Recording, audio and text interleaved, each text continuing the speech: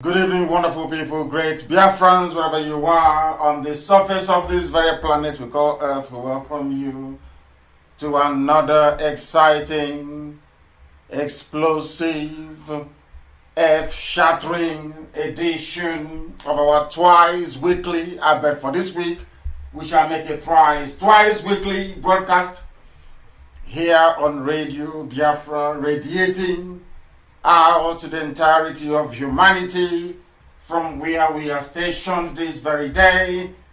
The time now in the blessed land of Biafra is precisely a minute past 7 p.m. in the evening. As I do so, I will of course encourage you to welcome those who are around you. And as it is usual and customary for us, I will say good morning, good afternoon, good evening, and good night to some of you, because we are the only people who are listened to genuinely across the entire 24 time zones on this very planet. We are live, we are direct, and heaven is bearing us witness. Because everything we preach on this very noble platform, everything that we say must come to pass, because we are under divine instruction from heaven to preach that very gospel that Elohim has mandated for us to preach, that his kingdom may be restored upon the face of this very earth. We want to build the kingdom of heaven on this earth before we go to meet God later on. That was why Biafra was sent into Africa, that the light of creation may bathe all those who believe that Biafra should be restored. The same way it is with Israel, that all those that bless Israel will be blessed, those that curse Israel will be cursed. The same way in Africa, those that support the restoration of Biafra, they will be blessed. Everybody, every entity, every nation, everybody. If you rise up against Biafra, heaven will rise against you and you will fall. And that is why the zoo is perambulating in idiocy and stupidity. They have lost their way and they can no longer come out. That is why we ceaselessly and, should I say, relentlessly offer praise, adoration, exaltation, and glory to the Most High. My name is Nnamdi Kanu. I am the leader of the indigenous people of Biafra all over the world, the largest mass movement on the face of this very earth. I am also the director of Radio Biafra, the most listened to broadcaster coming out of Africa. I am the director of Biafra Television, but above all and by the grace of the Most High, God Almighty, Elohim Adonai, El Shaddai, a servant of the wonderful people of Biafra. We are successful at what we do because we are scrupulously clean, unblemished. We are as successful as we are today because God in heaven is with us. We are as exceptional as we are today because unlike any other, we remain whiter than white and whiter than snow, unblemished.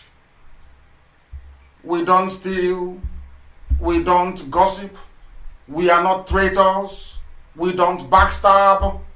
Our focus is on the restoration of the kingdom of heaven upon the face of this very earth, and that is Biafra, and that's what we're here to do. And that is what we are determined to accomplish this very year, or the zoo will sink. I said this year, or the zoo will sink, so that they understand how serious we are, because this nonsense can no longer continue. I welcome you. We are simulcasting on a whole range of platforms because we know that as night follows day, that Facebook will mess up. And somebody quite rightly reminded me that should Facebook mess up again, especially when I am on a crest of actually imparting knowledge to our people, that I must also return to that very topic. Because he quite sensibly observed that I am always in the habit of deviating away from the point that I was making prior to the rude interruption of those that work for Facebook in Nigeria. I do not expect this evening to be an exception. I expect them to attack us, but we are now very sensible. Because this very broadcast you're listening to, if you want to listen and of course to see all the visuals and the graphics, the pictures, the comments and the videos, you must go to my page, Mazi Nnamdi Kanu, on Facebook.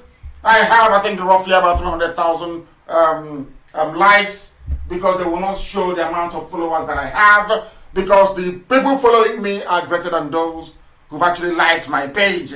And because of that, the Yorubas that work for Facebook, they prefer to show the lower number. All the same, it is about 300,000 people. There are other ones opened up by DSS. Please do not go to those ones. They will capture your details, they will capture your data, and they'll start hunting you down without us knowing. You must always, every blessed day, go to my page at Mazi Nnamdi Kanu. We are there live and direct. We are also live on Radio Biafra page. Radio Biafra page, a whole host of people are also hosting watch parties. As a matter of fact, we are on Radio Biafra app, and I'm also glad to announce that Igbocha has been restored.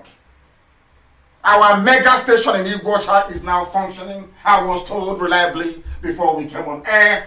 I can also tell you that Radio Biafra app is up and running and very clear. We are on satellite. I will encourage those who can afford it right across the entire damnable Zoological Republic, including Biafra land, to please go and get yourself a strong decoder. Strong, we are on satellite. Radio Biafra can be received on satellite the same way that you receive Channels TV and all the other Lagos Ibadan Expressway Gota Media. We are on satellite. Please, this is something people need to know. And the dish and the decoder doesn't cost more than 7,000 naira only. With 7,000 naira only and some fuel in your generator, you should be able to listen to Radio Biafra as regularly as you would like to. Very, very important. We are also on a whole host of other applications as well. We are on Garden Radio, as you well know. We are on Tuning. We are on Sweet Radio. We are also on Simple Radio. If you go to any of these places and say, how can I listen to Radio Biafra? They will take you to one of our platforms. And also there are those who are streaming live on YouTube as well. Uninterrupted, I must say. But for those who are on my page, they are the very stubborn ones like me. They must stay. That is where the hardcores are. Those who are giving our enemies sleepless nights. Facebook will do all they can, but we are Biafrans, we are IPOB, we always prevail, we always win. In the end, we always win. As I said from the beginning when we started this very movement, in the end, we always win. Let me very quickly give praise and adoration to the Most High, without whom we would not be here today. I am a very religious person, very deeply religious man, as some of you may have gathered, but my own religiosity does not come with stupidity. It doesn't. My eyes are very open.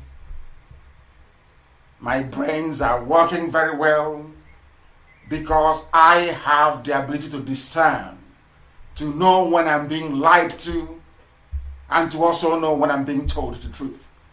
Here we have chosen to speak the truth always, regardless of the consequences. That was the truth that I spoke, and they came to my house to kill me, and they killed 28 of my men. As a result of that, my parents died. I also lost my cousin, Adako, and Jack, my dog, as a result of speaking the truth. It is a very costly business, speaking the truth. But here we must speak it all the days of our lives, because that is our covenant with the Most High, whom we are now going to give every praise and adoration. I will, of course, encourage you to bow down your heads wherever you are, because we are going to preach this very gospel unadulteratedly. Hey, Oyubo, I must be exact.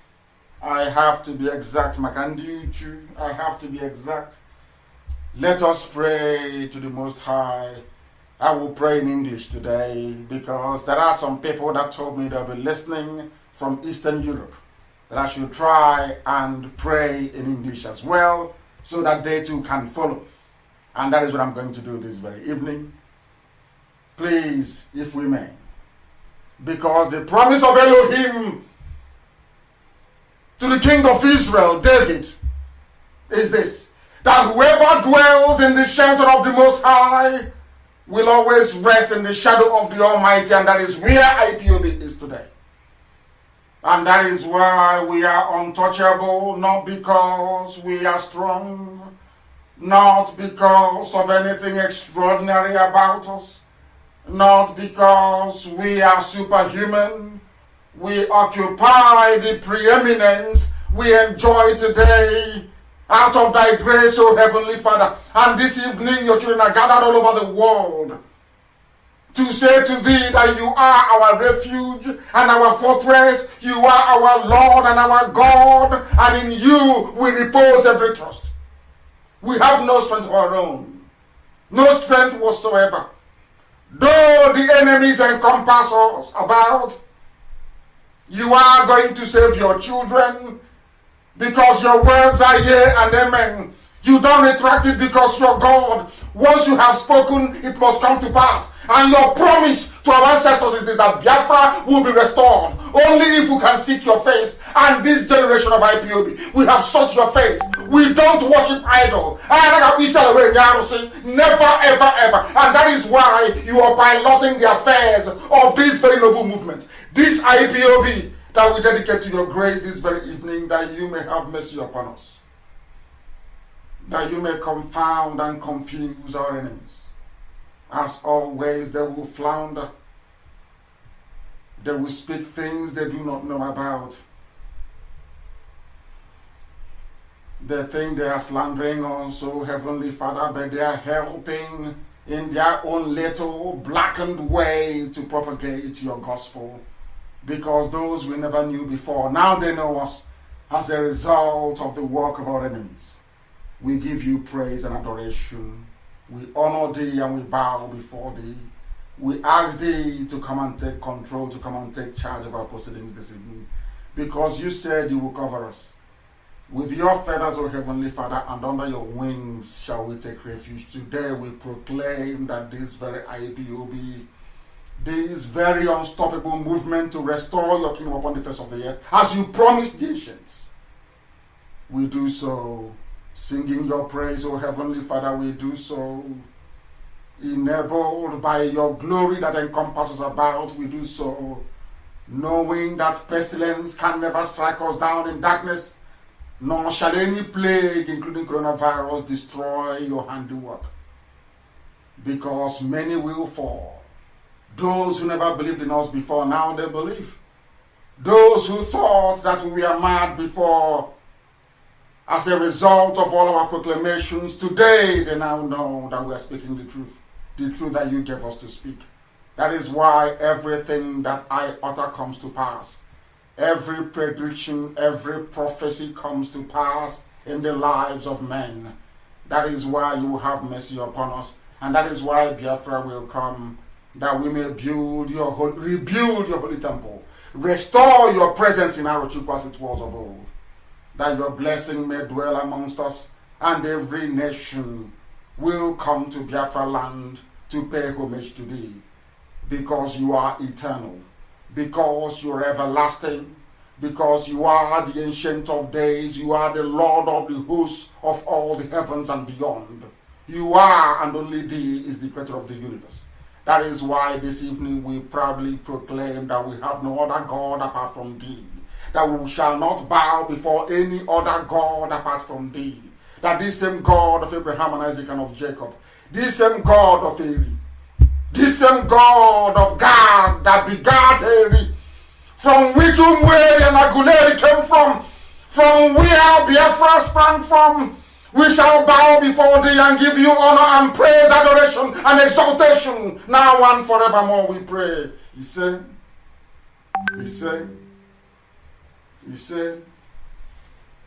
for a while, I was in the spirit, and this evening we must preach this very gospel. I promised you, somebody reminded me, because as I said, I go through every comment on my Facebook page and those on my Twitter. If you have not joined us on Twitter, I encourage you to do so. Try and register with Twitter and then follow me the same at Mazi Nnamdi Kanu on Twitter. I think I have about 153,000 followers on Twitter. Go and join us there for the speedy propagation of this divine gospel from heaven, that mankind may know that we mean business. And that is to restore Biafra, which is exactly what we are doing. Once again, I welcome you from the bottom of my heart. Sometimes you may disagree on some points, maybe around our direction, our dimension, perhaps sometimes bothering on our philosophy and our approach. And I also have noticed sometimes perhaps there are some slight, how should I say, deviation from a point of convergence when it comes to issues that matter to our people, matters of spirituality. But here we must speak the truth, because we have determined, as directed by heaven, that the truth must be preached and spoken. We may disagree, sometimes to agree. I can assure you there are no ill feelings. We are preparing ourselves to run a very vibrant democracy in Biafra land. In Biafra land, there will be freedom of speech. It doesn't matter what it is. You have every right to say it. And let the majority decide and judge who is right and who is wrong. That is why we are very, very confident that our arguments are superior. Superior morning, noon, and night. It doesn't matter when you come. If you come, we'll crush you with facts and with figures. Because we are learned. And we are learned. For those who may not know, that is why they say, why is it all the time? People say that this IPOB, that what? Because we are learned. Before we present any issue, before we tackle any problem, we distill it 4 times. Quadruple distillation of the facts. And in your chai and comma, we see what goes into the good part, what goes into the bad part, and what is salvageable if there is any. That is who we are, and that is where we operate. We just don't come out and run with any issue. We digest it very well, so that any points we generate as a result of it is explosive and decisive, as we're going to do this evening. I thought before that we had buried the issue of some people referring, as I promised, that very Biafran who informed me. Remember, you said you're going to be nice to everybody on Wednesday, and I said yes. I'm going to be very, very nice today. I'm not going to, should I say, wake people up. I'm not going to insult anybody if you feel offended by the way that I speak. But the crux of the matter remains that the style of delivery which I have, Elohim gave to me to give, or the means through which this message ought to be delivered, remains there. We're not going to touch it. This evening is going to be as interactive as possible. And I will try to get somebody, please.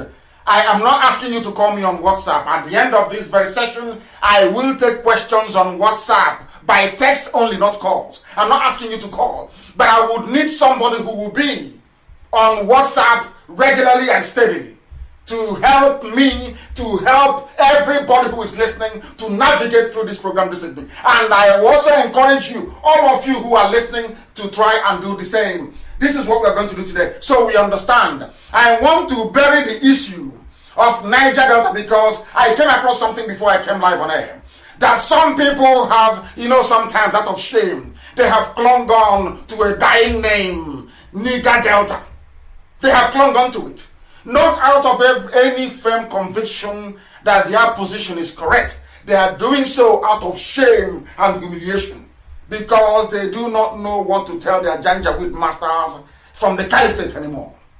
They have taken money. You know, when you have taken bribe over the years, when you have been bought over, you have no conscience anymore. It is only shame. As I used to say to my Ikure brothers and sisters, in 2012, I told the Ikure brothers and sisters, you are Igbo. Some said, no, we are not Igbo. I said, you are Igbo. They said, no, we are not. I said, because you were trained with money, ill-gotten wealth from abandoned property. Out of shame. That is why you say Ikwe is not Igbo. Because you stole properties belonging to your own flesh and blood. And lo and behold, they all repented. They repented that today as I speak to you, Ikwe is one of the strongest lands we have IPOB in. Very strong and formidable. They understand it. These are the people that I respect. When you make a mistake, you say, we made a mistake. And you repent from it. The same mistakes that the Igbos made after the war.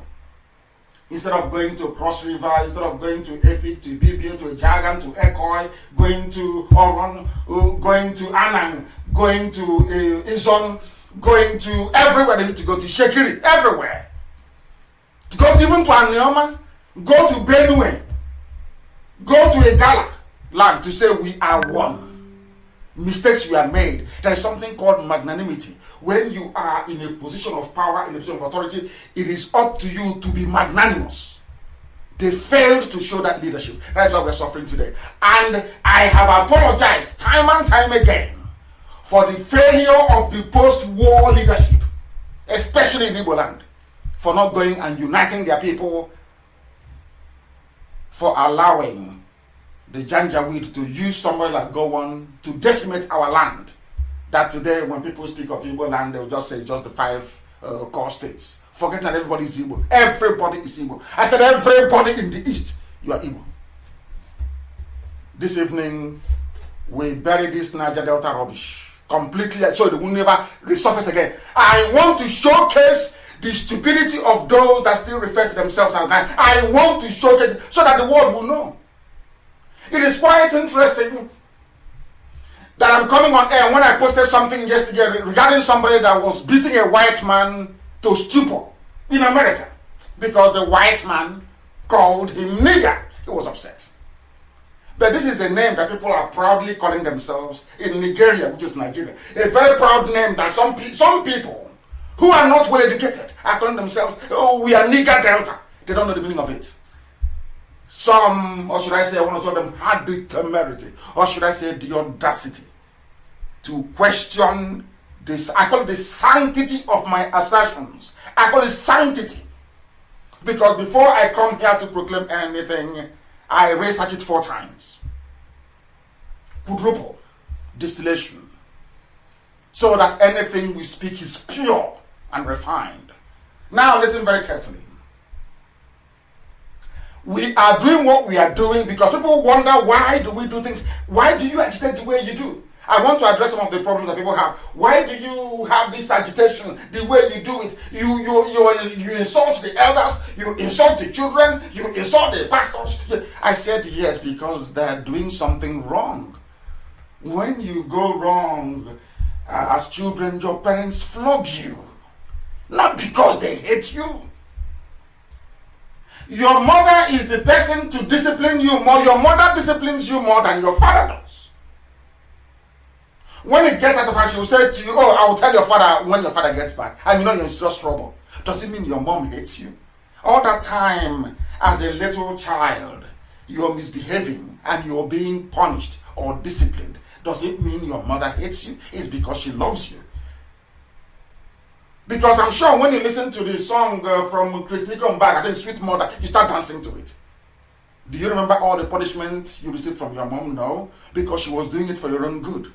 The same way it is with us here on Radio Biafra, from this platform. The same way it is with IPOB. Anything we tell you, no matter how painful it sounds, is because we want you to be a better person. Because if you're better, we are all better off. We are not looking for a Biafra where not 1% will be comfortable. No, we want everybody to be comfortable. And for us to achieve that, we all must reason at least above a particular threshold.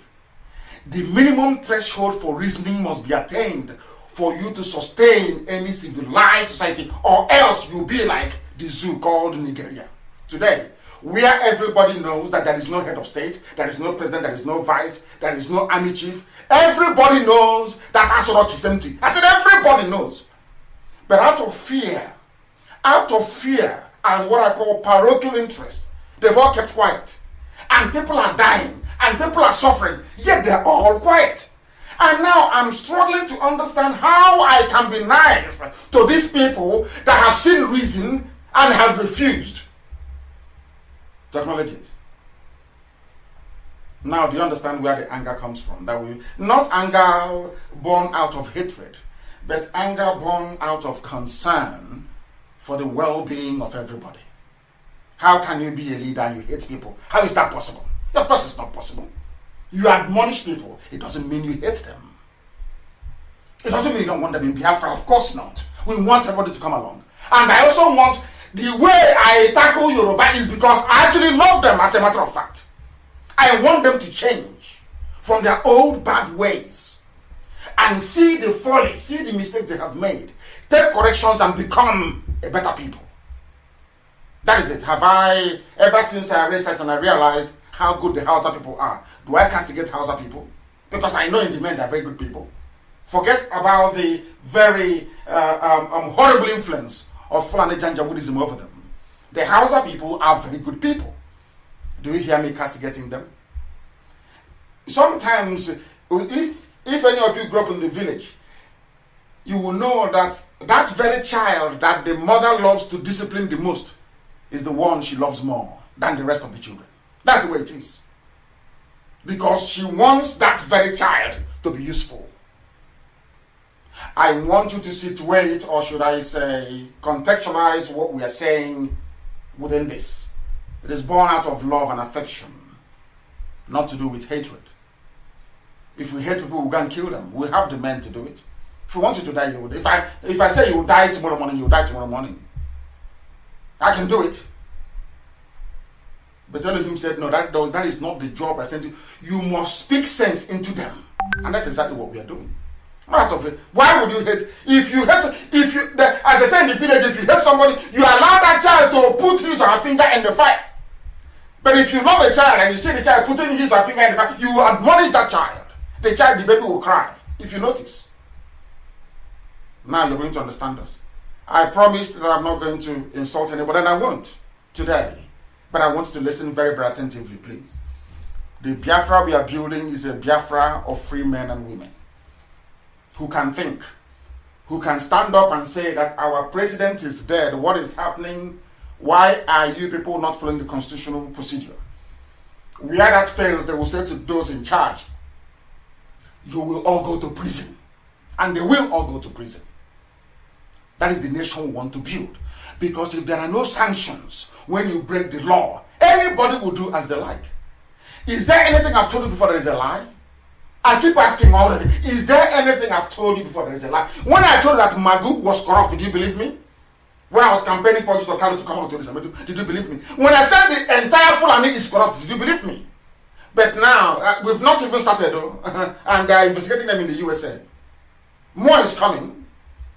Today is Magu not implicated in fraud and corruption.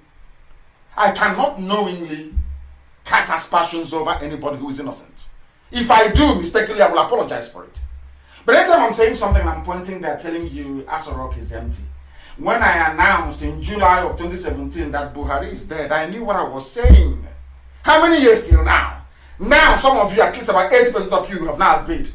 But out of fear and cowardice, you cannot say anything. We want to build a country of free men and women. Not the same type of useless independence we have in Africa today. Where when somebody speaks, you can pick them up and you lock them up, you kill them. No! No! Because sometimes you learn something from criticisms. You do, you learn from it. Without people criticizing you, how can you would think you are God or something. So sometimes criticisms, at least the objective ones, allow you to see yourself as a mere mortal, which we all are. And you can also learn, I've said it many times, I don't want people that sing praises all the time, no. I want to know what you're thinking genuinely and honestly within you. Because I'm going to learn from it. I always learn. I learn every day. I read every day. That is the mindset we are going to have when we go into Biafra. That every criticism is valid. Very, very valid. It may be done out of malice. It doesn't matter. At least it will keep you on your toes and remind you never to fail. It's like somebody saying to you in those days, this child is not going to be useful to your parents. You now go out to prove to them that you will be more than useful to your parents. That's the way it is. So you must see it that way. Now what we're going to do is very simple. I want everybody, please, those who have spare gadget, internet access, go to your internet and type in something very simple and common. Very simple and common, please. I want it posted on the page as well, please. I want it posted. Something very simple and common, not too difficult, not too complex. Just a simple Google search. Because I want to cure those in Niger Delta of their disease tonight once and for all. So that anybody saying, opening his or her mouth to say, I am a Niger Deltan, you know how foolish that person is. I won't be the one to insult them. You will be the one to insult that very person. Now listen very carefully. I want you to go and look at the origin of the word Niger. Please. The origin of the word Niger. Do you know what I find? When Google returns the result for Niger, which is Niger. Niger is, you have River Niger, is that correct? You also have Niger Republic, which is French pronounced Niger, we know it's Niger. You also have a state called Niger in the zoo called Nigeria or Nigeria. You also have a people that hide, should I say, their ignorance under the canopy of Niger Delta, which cannot be established culturally, linguistically, or socially. Because before you go into a union with the people, you must have something in common. I have established the historical and immovable, should I say, pointer as to what binds us together as Biafran people. Anybody whose mom ties to this rapper, it is cultural, it is also social, and it's historical. Now, I want them to prove to me what binds a man from Ogoja that you have to travel through Ibanke, travel through Anioma, travel through Anambra, travel through Enugu, you have to travel through Ebonyi to get to Ogoja. I just want the rationale. I want to understand the rationale behind anybody putting a Benin, and somebody from Ogoja, based on what? I ask them. They cannot answer me. Have you done what I asked you to do, please? Have you Googled Niger? Say, where did the word Niger come from? It's something so simple and easy. Where did it come from? From where? You will notice one thing immediately. Do you know what you notice? You will notice that there is nothing called Niger. Actually, it's actually Niger. Every result you see returned is Niger. Not Niger anymore. It's Niger. Which is to tell you that Niger is actually the corrupt version of it. I want you to click that one. There is one called Origins of the Word. Niger. Colon. Origins of the Word. You will see it. If you're using a laptop to do your search, it should come up as number 2 on your search results on Google. Please, what we are doing this very evening is a bit mundane, but it is very, very important that we learn how to educate ourselves and to reason properly. Because God Almighty said, if you people cannot reason very well, I cannot give you Biafra. That is why we have been spending years and years educating our people at least to be able to reason properly. If you go to that very note, you will see it. What is, let us look at it, forget about even the meaning of it, origin. Where did it come from? And then you will now begin to understand what they have done to us. What they have done to us. Nobody knows. Now, what they say here is Nigritia. Now, Nigritia is a region in Central Africa nearly equivalent to Sudan, the home of the most pronounced type of Negro race. Negro race. Are you listening to me very carefully? That is one explanation. And then they analyzed it what it is from Niger, and then they kept going. Now listen, you'll be shocked, oh. Listen, please.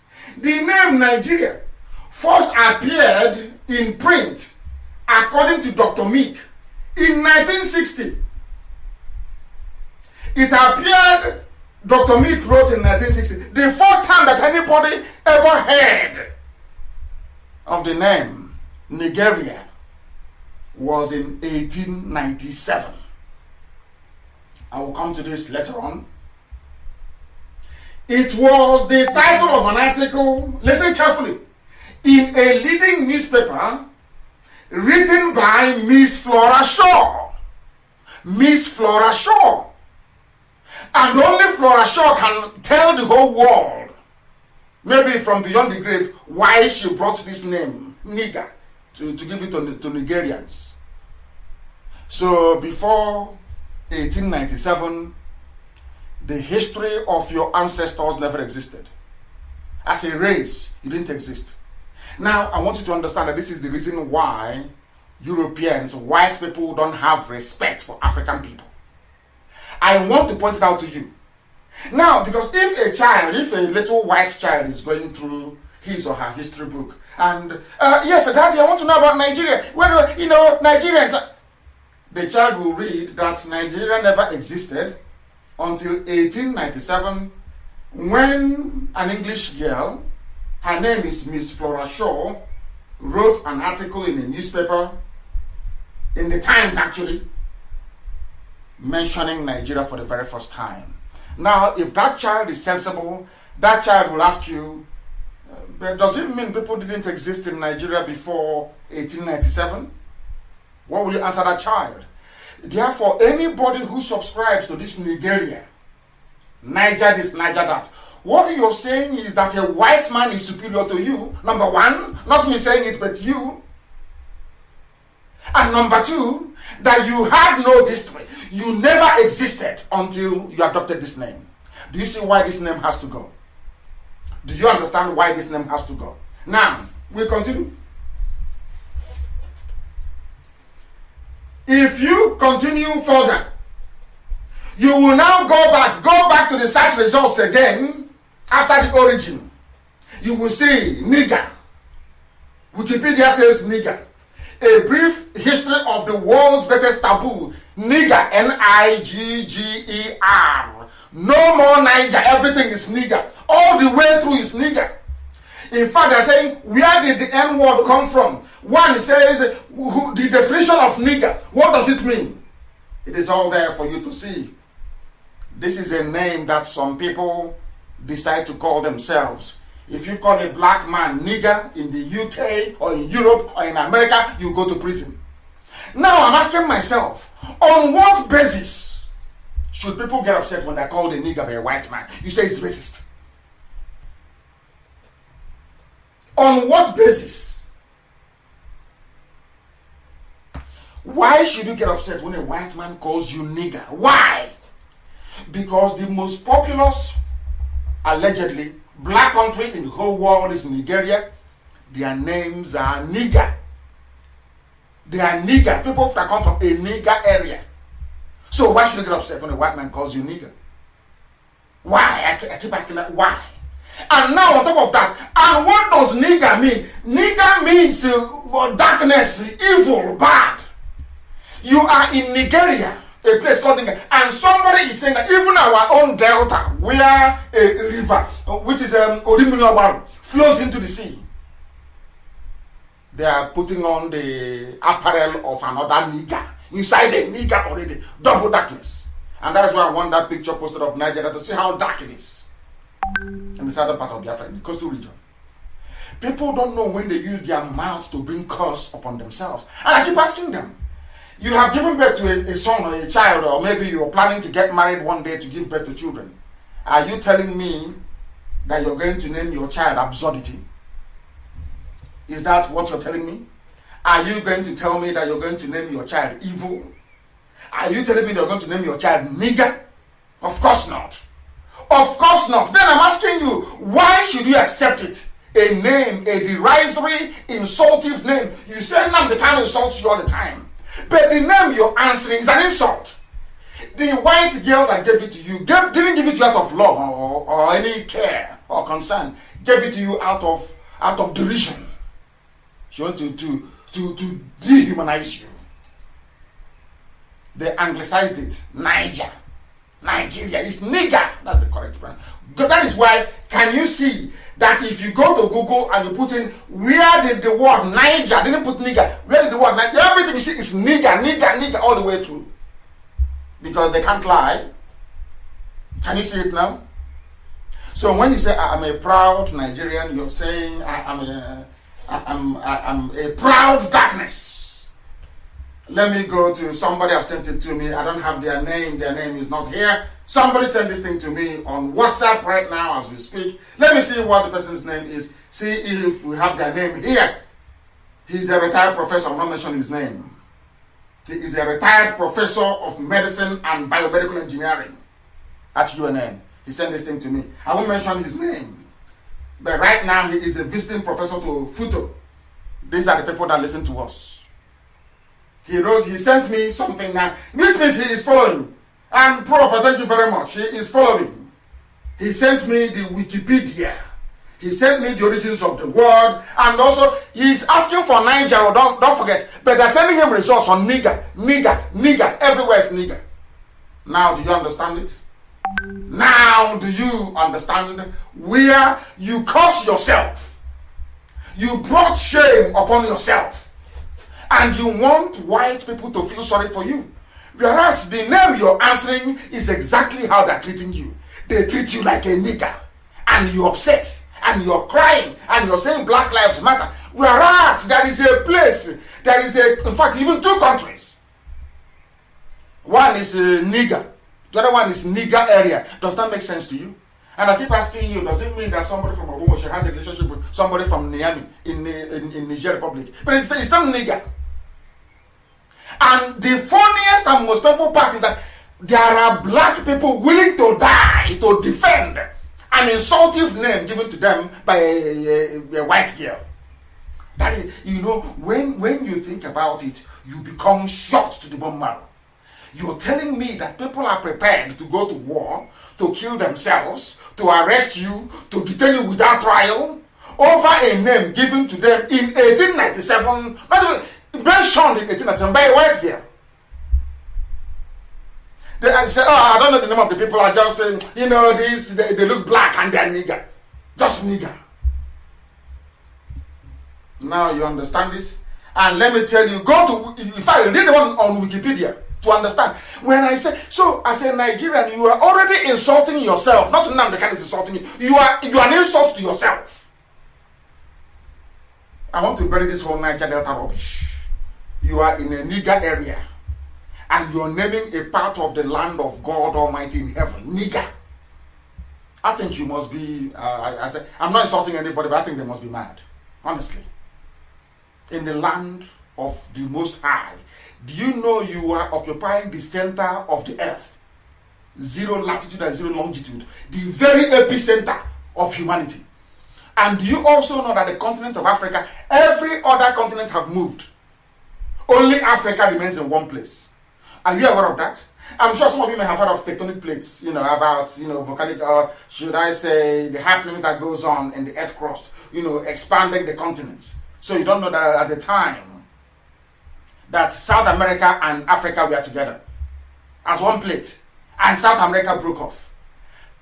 All of them have been drifting. That is why you have earthquakes and volcanic eruptions. Don't you know that? Because the earth is like a plate, it's like a glass. It's sitting on a molten magma. So it's always moving and shifting. But only Africa has remained in one place. It has never moved. In one place, it has never moved.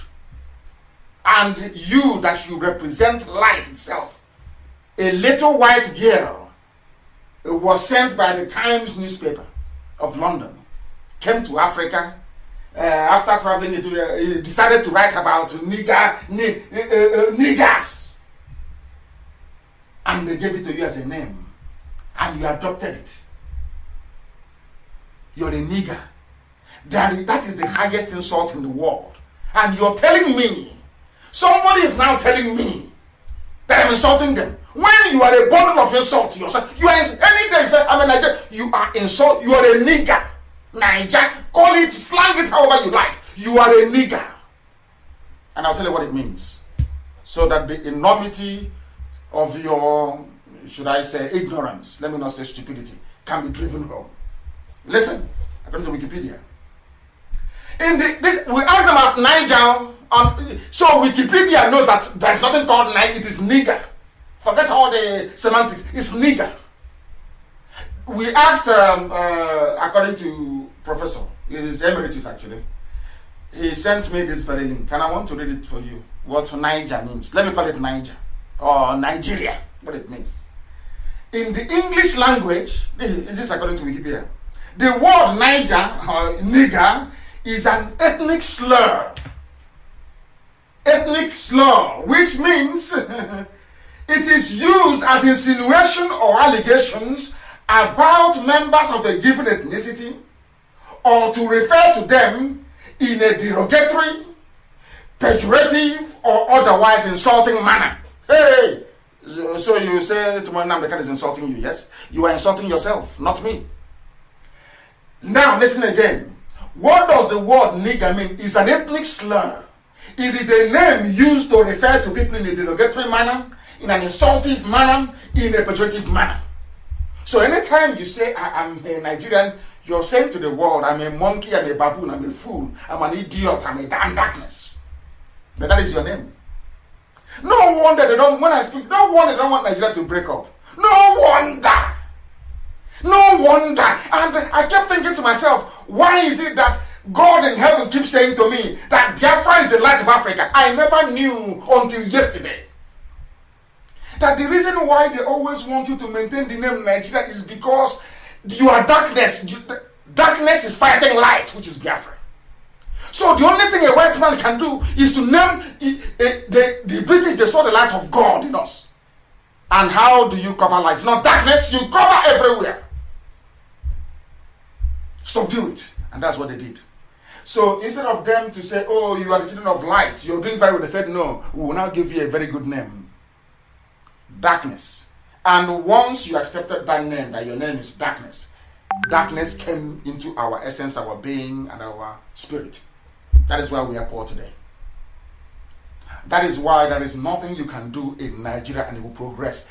It doesn't matter how many times you change government. It doesn't matter if anybody you bring, the zoo will be the zoo. Never ever change. Do you know why? Because of your name. I asked you before, will you name your child darkness? Will you name your child nigger? It's a simple question. If you cannot name your child nigger, why have you allowed a little white girl to call all of you nigger forever and ever? And you say you're proud of it. Now you understand, don't you? Now you understand, don't you?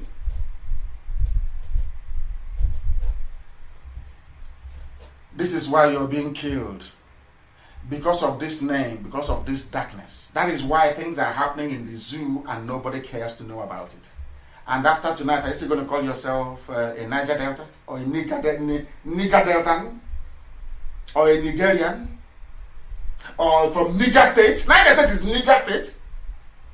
And you want something good to come out of it? Hey! It is actually Spanish for Negro and the descendant of the Latin adjective Negro. That's what it is. Which means darkness, black, darkness, evil. It was used derogatorily, especially in the USA.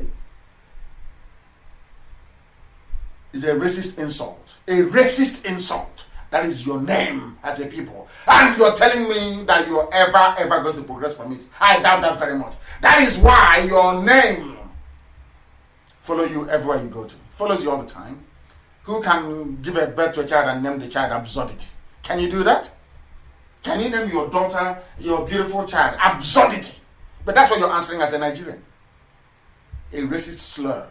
You have no shame. I'm sorry, I said I'm not going to insult anyone today. When we say some of these things, now you can appreciate where we're coming from. Now you can. Please, what we are doing here is to free people from their mental slavery. Because we're not going to take people who cannot reason very well into Biafra land. We cannot take you. There's no need. We need people who can reason. And please try and put it up. Mental slavery is what we are trying to treat here. The white folks in the USA and before that Europe did not destroy the fabric of the black man with overwhelming force of brutality. Although, you know, we worked in the USA for 250 years without pay. We gave America 250 years of free labor. In fact, they even made gain. After working for them for free, they still sell us and make profit on top of it. Do you know how the white man achieved the subjugation of a black man? Because they succeeded in diverting our attention away from a thought process that will lead us to intelligence. Intelligence is the key. And what leads you to intelligence is the ability to reason.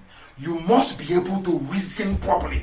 That is the pain I'm going through every day. How can black people reason? How can they reason beyond their useless, sentiment? How can you be less sentimental and more critical and discerning? Once we achieve that, we have unlocked the door. Everybody will be free. We are not an intelligent people. Intelligent people will not call themselves nigger, an insultive word. You cannot do that to yourself and then expect something good to come out of it. Absolutely not. In 1884 to 1885, they held a conference in Berlin. Please post it, just the caption. The meeting that formalized colonization. And anybody who accepts colonization means you have no shame. And I love what the author of this piece did. He said, just like livestock. You know the way you have poultry? You sometimes you go to poultry, you divide the layers and the, what they call it. There is the layers and the you have in a poultry you have layers and you have I don't know what the other one is called. Please. I know you have the way that you go into your poultry farm and you separate the ones that lay egg and the one you're going to sell for meat. That's how it is. That's what this author said. Just like livestock, in 1884 to 1885, Africans were shared among men who believe that the color of your skin determines who is a slave or a master. Nigger, nigger, nigger, nigger, Nigerian, Nigeria, Nigeria, Niger Delta, Niger Delta, Niger State, Niger State, Niger River. Do you understand? The author said, just like livestock, they just went into the poultry and said, hey, come, Otto from Bismarck, Germany, take 4 chickens here from, please. Who else come? Come and take 4 goats. Come and take them. It's now yours. That was how Congo became the personal property of King Leopold, the most evil man in modern history. Now do you understand it? That's how Britain received their own share of the poultry, which is Nigeria. And people are fighting every day and dying every day to preserve something that was created to dehumanize you. That is the brain of the African man I want to get into. If we can understand this, all of us are free.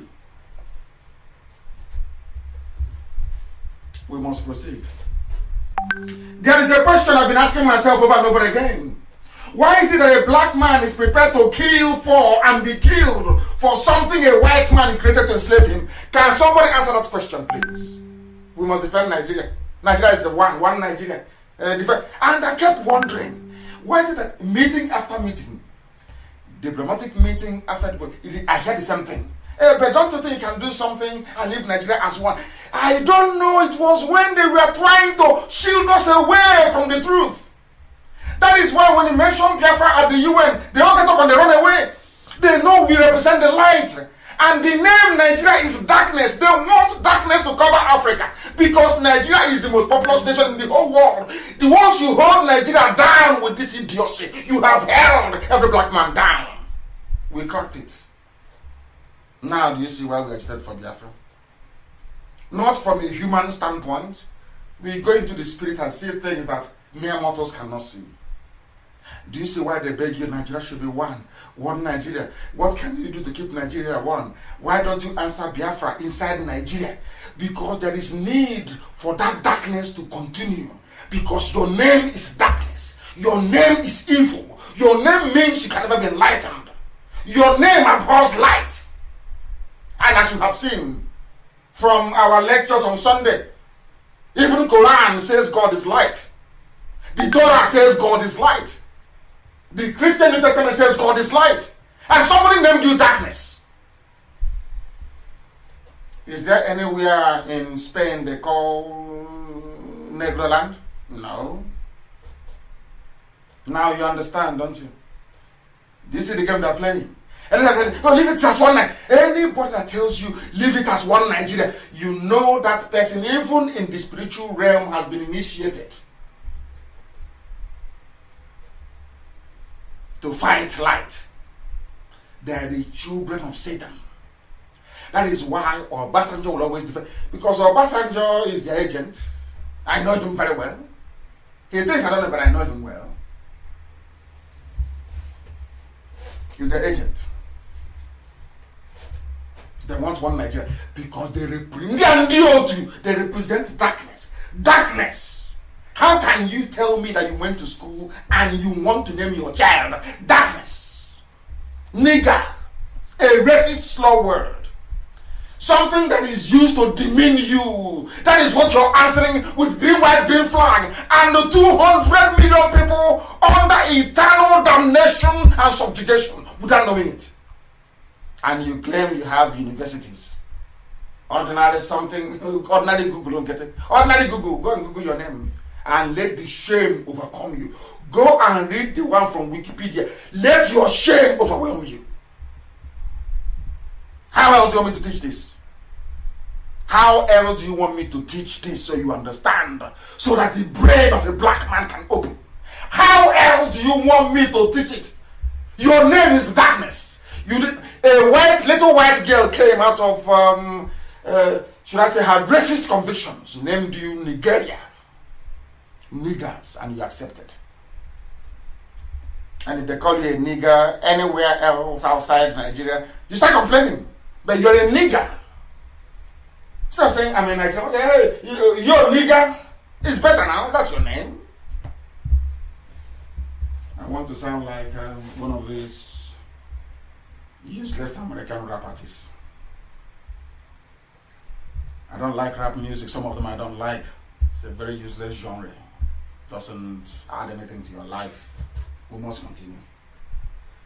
Why must you defend something a white man created to enslave you? Some people say I don't have respect nor regard for black people, that I keep promoting white supremacy. No, I'm only highlighting your stupidity, not promoting white. Your name is nigger. How am I insulting you then? Is that not your name? As a Nigerian, are you not nigger?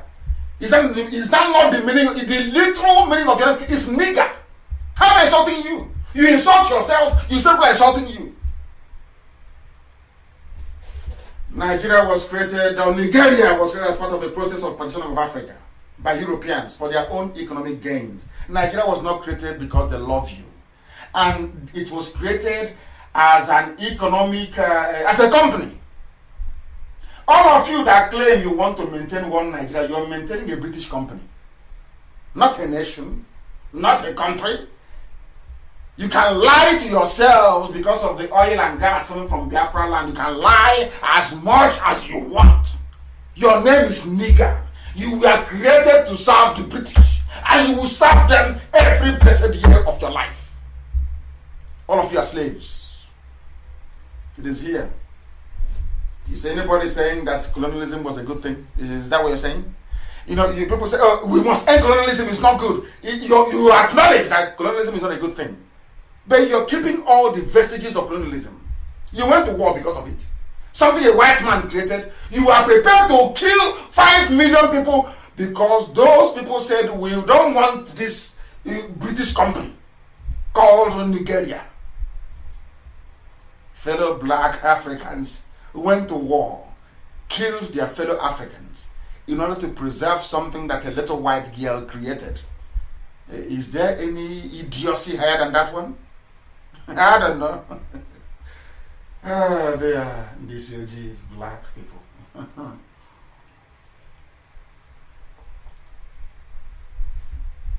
What was the outcome of colonialism, if not the creation of contraptions like Nigeria?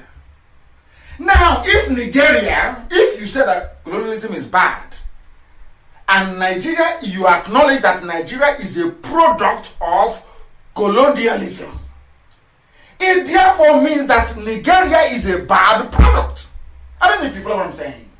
If the colonialism that gave birth to Nigeria is bad, it therefore means that that very product is flawed.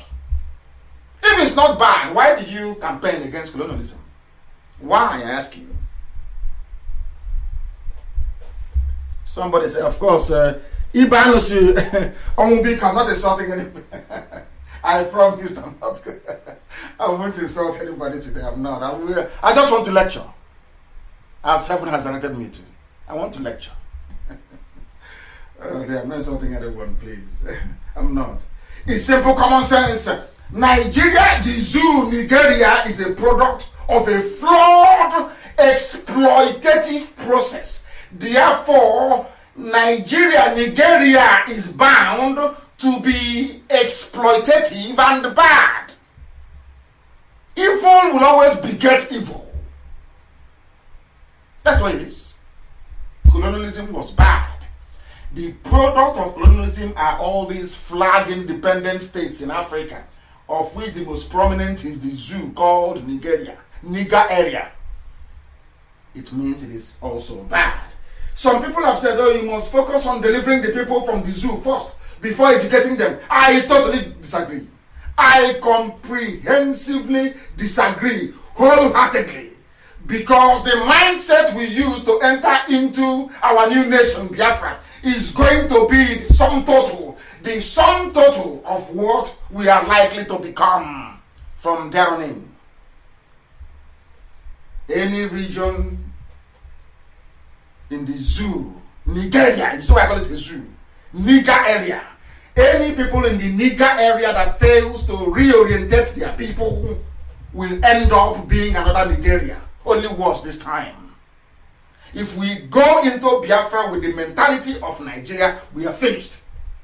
The time now is 4 minutes past 8 p.m. in the blessed land of Biafra. That's how you know we are live and direct. Any other time, it will be different.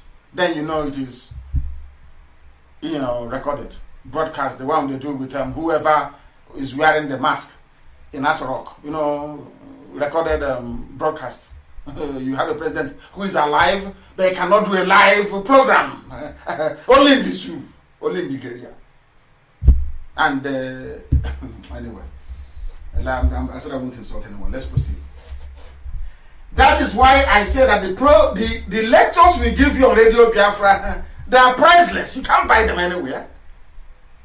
If I start to charge for it, I don't think anybody can afford to pay me what it's worth. So that we can enter into Biafra with a clear mind, a brain that can think and discern. We are preparing our reasoning faculties for Biafra. Africans, we are taught to fight colonialism, but not to adequately identify and resist neo-colonialism. Azikiwe, Awolowo, Ahmadu Bello, they may have fought, so they claim, but of course we know it was America after the Second World War that told Europe to get away from Africa. It's not what you did in Africa that stopped them. It was America saying, enough of this rubbish, get away from Africa, and they all ran away. As it happened with the Suez Canal and Eden. If you don't know, let me tell you. There was a time that Britain, after colonialism, ran back to Suez Canal to go and take it in Egypt. And the American president, I think it was Truman, is it Roosevelt or Truman? I can't remember. Either Roosevelt or Truman. said to Eden, the British Prime Minister, to come on, get away from Suez Canal. One phone call, and the British withdrew and gave Gamal Abdel Nasser Suez Canal. And Egypt has it till today. Remember Suez Canal? Do you know the Suez Canal? S-U-E-Z. S-U-E-Z. The Suez Canal that cuts down the journey. Because before, every ship from Europe traveling to India or traveling to the Gulf of Aden will have to pass through the Cape of Good Hope, go around Africa, and then go up again through the Indian Ocean into the Arabian Gulf. But the Suez Canal made it possible. They control it, they open it, and the ships can pass, and they charge for it. Britain wanted to go back and take it in the early 60s. Britain stormed it with paratroopers to take over Suez Canal from the then Egyptian leader Gamal Abdel Nasser, who was assassinated by the Israelis. He took it. Do you know how he took it? One phone call from the US president to Prime Minister Eden told him to get away, that the era of colonialism is gone. Get away from Africa. Britain came back in disgrace. Go and ask or consult your history books. They know, we know anyway. We must proceed. And today, the reason why I want to play this very clip is to let the whole world know that everything I tell you is correct. You have all seen it. It went viral. You know about the soldier that went and did a video. Whistleblowing is called, to expose what is happening in the army. I told you that Burata is nowhere to be found. You know, when I say this, he's a madman, don't trust him. Hey, look at what he said. Do you know that there was somebody who said that the reason why I'm against the pastors is because, corrupt pastors I must add, is because I wanted them to believe in my conspiracy theory that Asarok is empty. This is somebody who went to school. Now, you didn't believe me before. But this is somebody who is fighting for the zoo. As a soldier, of course, misguided, a black man. He's fighting for the zoo. Let us hear what he has to say about your beloved one, Nigeria. Anything I tell you, anybody who doubts anything I say, you know that person is an agent of Lucifer. I cannot mislead our people. The God that sent me to preach this gospel won't even allow me to. That is what everything I tell you is correct. This is another should I say, vindication of what I've been telling you about this. This is an army that wants to fight us. I know it's Britain that will fight for them, not them. Fulani on their own cannot win any war. They always depend on other. Now that a Chad said they won't help them again, Cameroon said they are not helping you again, and Niger Republic. Have you seen that Nigerian army is all over the place? They cannot win a war. But if you see them, if you hear them making noise, you wonder. The Biafran War was won and lost. It was a war between British colonialism and Biafra, that's all. Nothing to do with Zuami or Basanjo Bandira rubbish. Nonsense. On top of that, they blockaded us air, land, and sea. No weaponry, no food, no nothing. We held out against Russia, Egypt, Britain for 3 years. This army cannot fight, and before heaven and Nigerian army, they are useless. They cannot fight. They can never fight. Let them not provoke us. Of course, this is 2020 now. We don't have fight. Let us hear him, what he has to say. Listen. Listen, oh. I'm reading this is because listen of the commander I'm under, which is the Chief of Army Staff. Chief of Army Staff, yes. Lieutenant General Tukur Yusuf Buratai. Yes. Buratai. As I'm making this video, I want to let you know that I'm highly disappointed in your command. Yes. Buratai is missing. Call yourself a coward. He's a coward. A traitor and a betrayer to the Nigeria as a whole. Are you listening? I don't care what you do. You may treat you as God. You may try to kill me. You may try to do this. But I'm not in that business with you.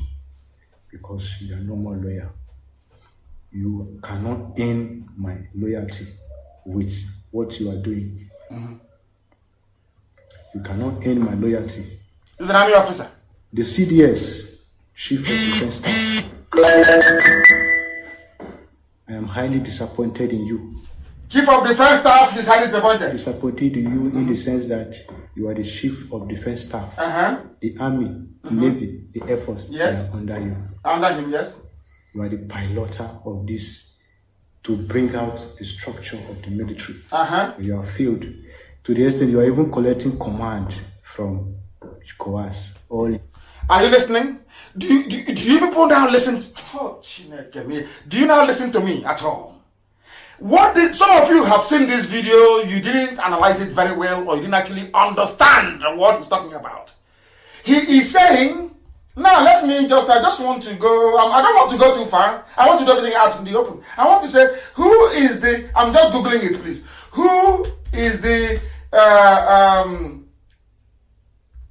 Chief of Defense Staff in Nigeria? The Chief of Defense Staff in Nigeria. And then I will explain to you what is going on properly.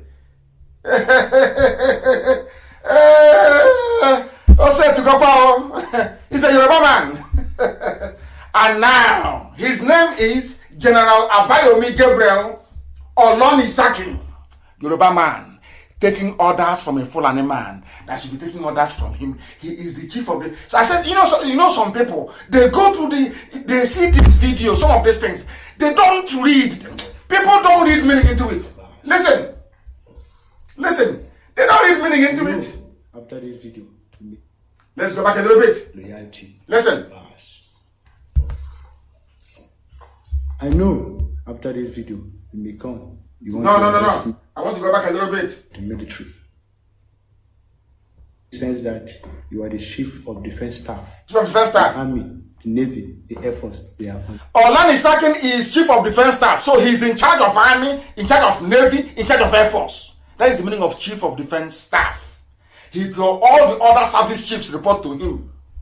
Now listen. This is when I said this, they say you hate Yoruba. I don't hate Yoruba, but Yoruba, your cowardice is what is affecting my soul. It's affecting my brain.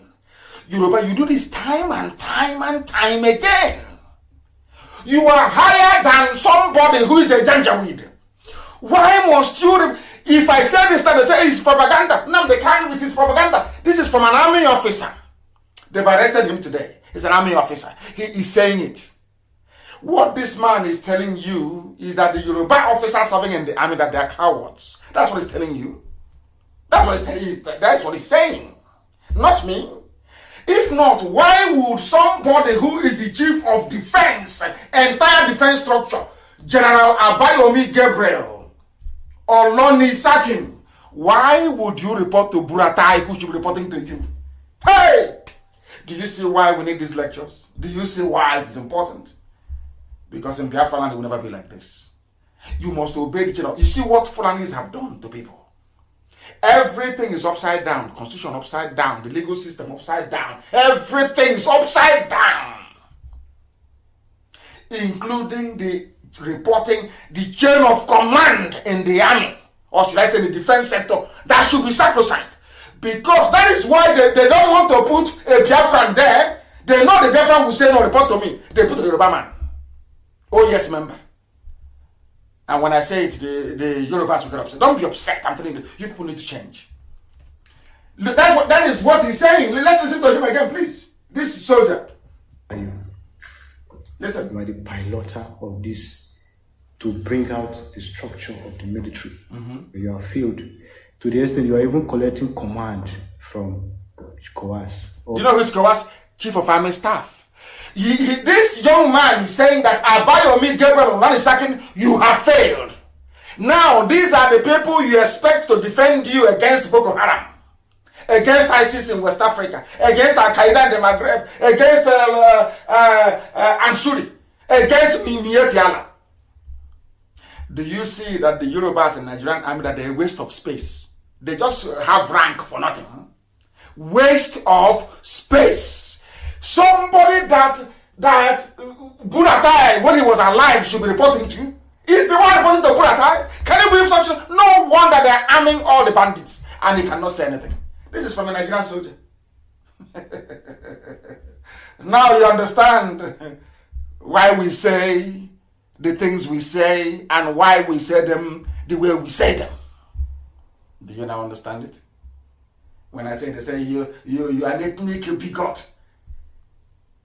Yoruba should stop being cowardly.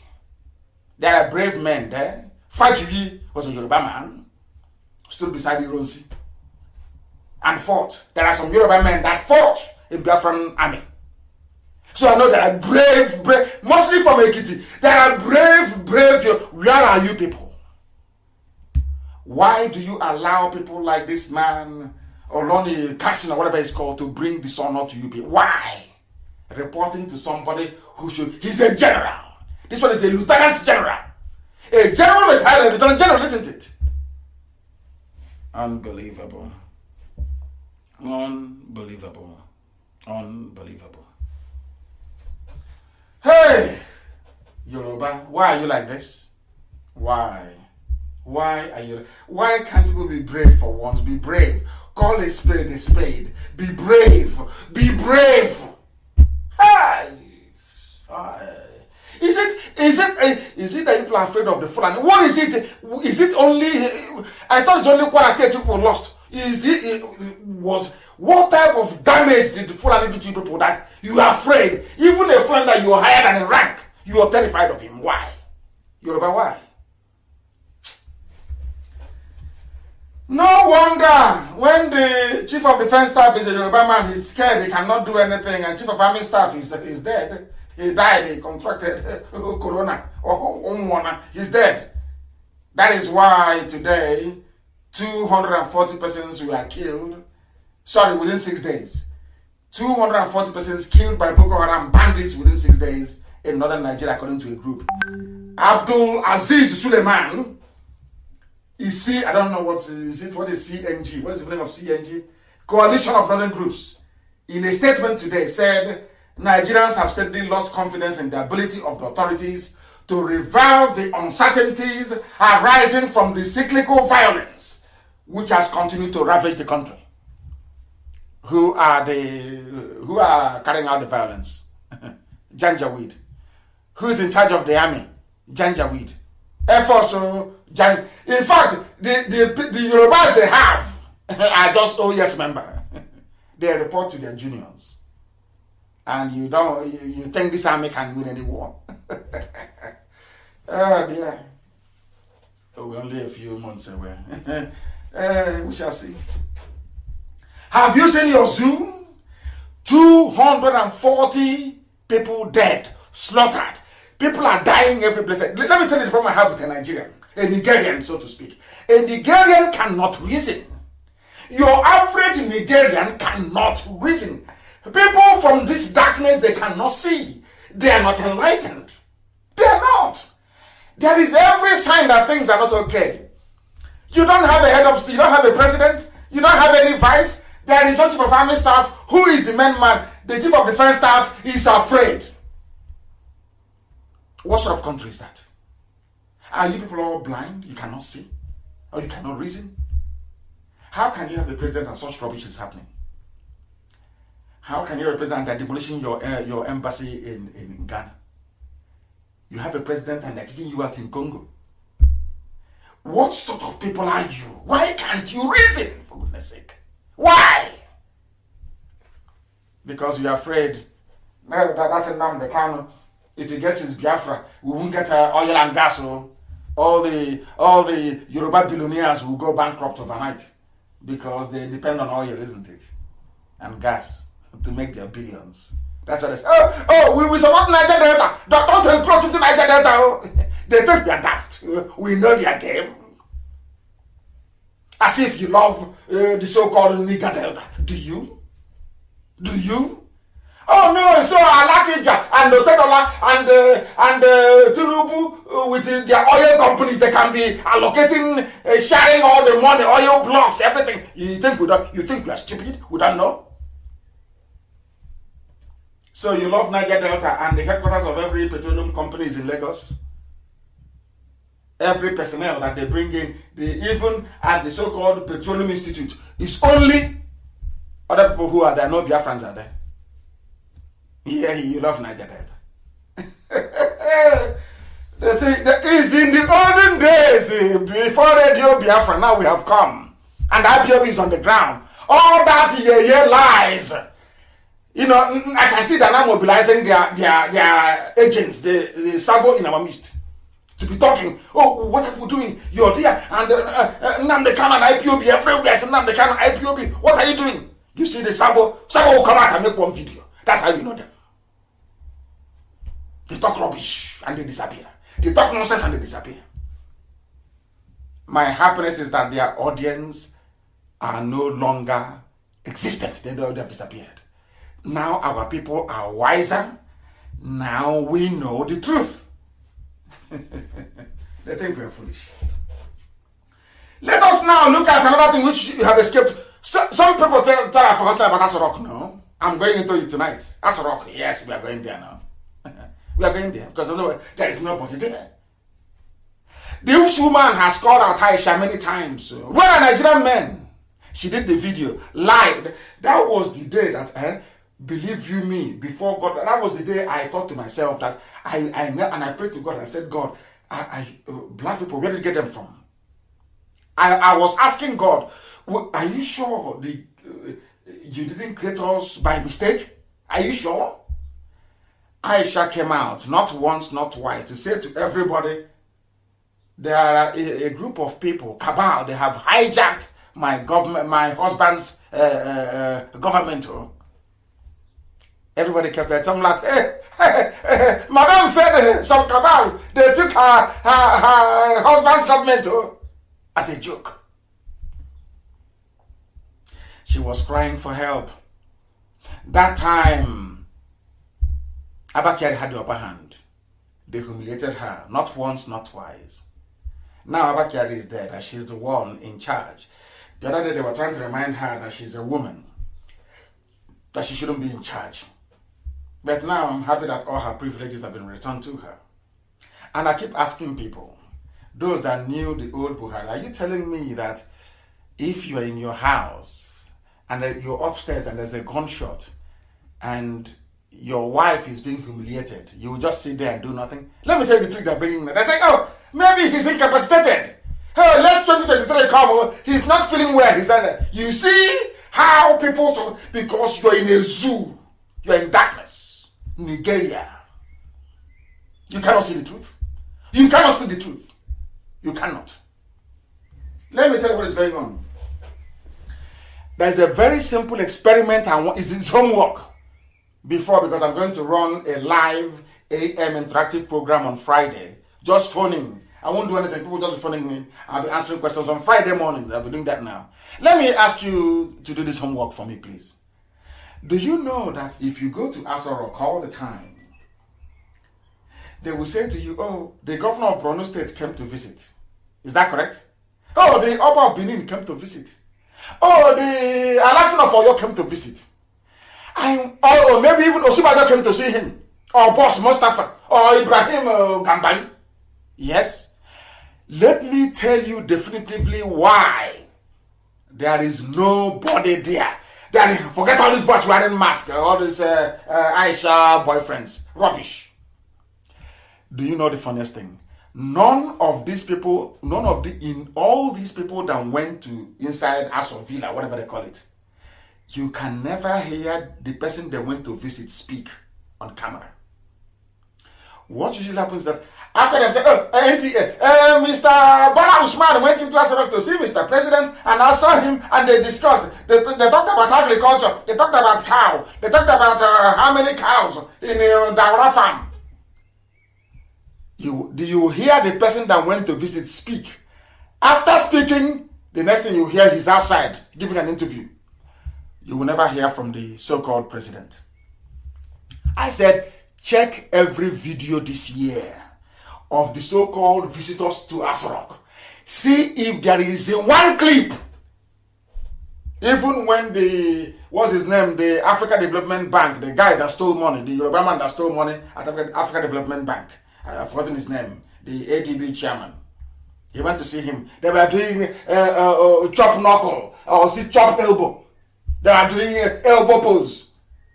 You saw the man, the young man, because I'm sure I'm older than him. You saw him after speaking. He left. The person he was doing chop elbow with never spoke a word. And you have 200 million people looking on sheepishly as if everyone is a fool. You know, the reason why you have brain is to think. The reason why you put food in your mouth instead of your backside is because you have brain. Your brain is telling you your mouth is where you put food in. It's simple. When you go to see somebody, you don't hear from the person. They shot at the wife inside the villa. Nobody said a word. They are killing the soldiers. He didn't say anything. Buratai is dead. He never said anything. Osibajo is missing, presumed dead. You don't hear. And all of you got together. And out of all these, should I say, abundant evidence, you still decided in your brains to say there is a Buhari inside that song.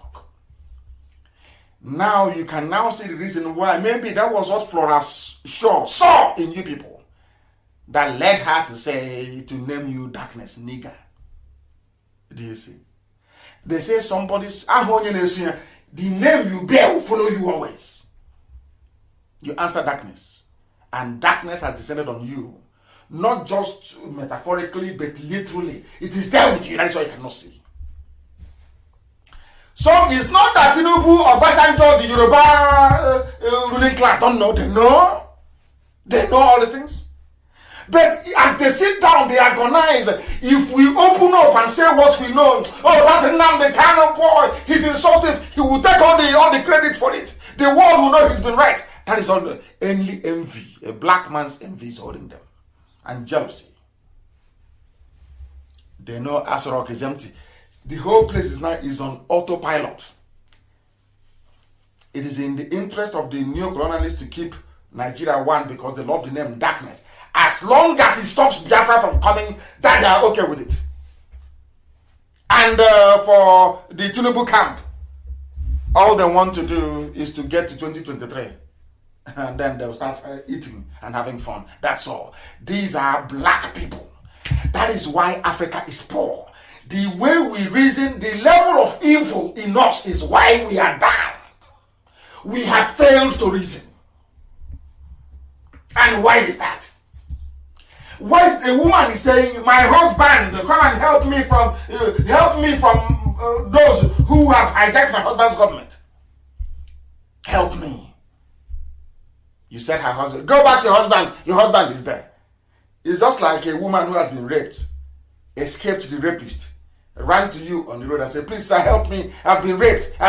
You said, no, come on, go back. You've not been raped. That is what Nigerians are doing to Aisha. She's lamenting every day, trying to send code and signal. My husband is no longer here. And I keep asking people, as a man, you that is defending the indefensible, you are living in Abuja, Lagos, Enugu, Iguacha, name it, Kanu, Nazarian. Are you telling me in your own house? Somebody can be insulting your wife in your own house and you'll be there and you keep quiet? I don't know the God that made Nigerians. I don't know. Maybe it's that name, that nigger you're answering. It's blocked up your brains. Embassy destroyed. Not a word.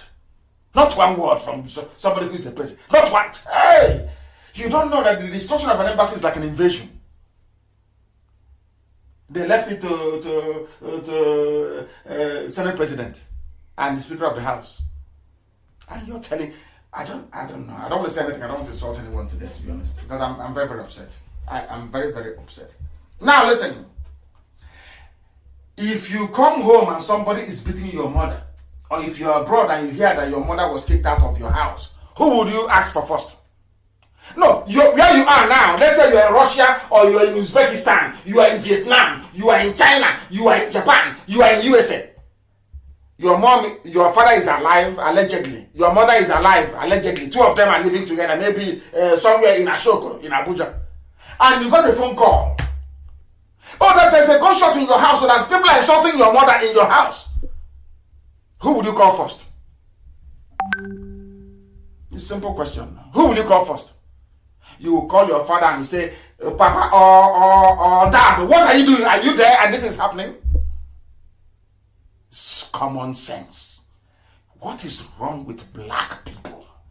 Common sense. Common sense.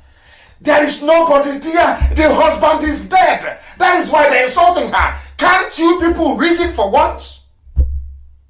Hey, my good. Black people. Black people. You ask for your father first. Now, why do you have... Somebody wrote a very compelling piece. I'll get his name later. But I'll use it tonight for this very program. That is something somebody wrote. He called it the silence in Asorok.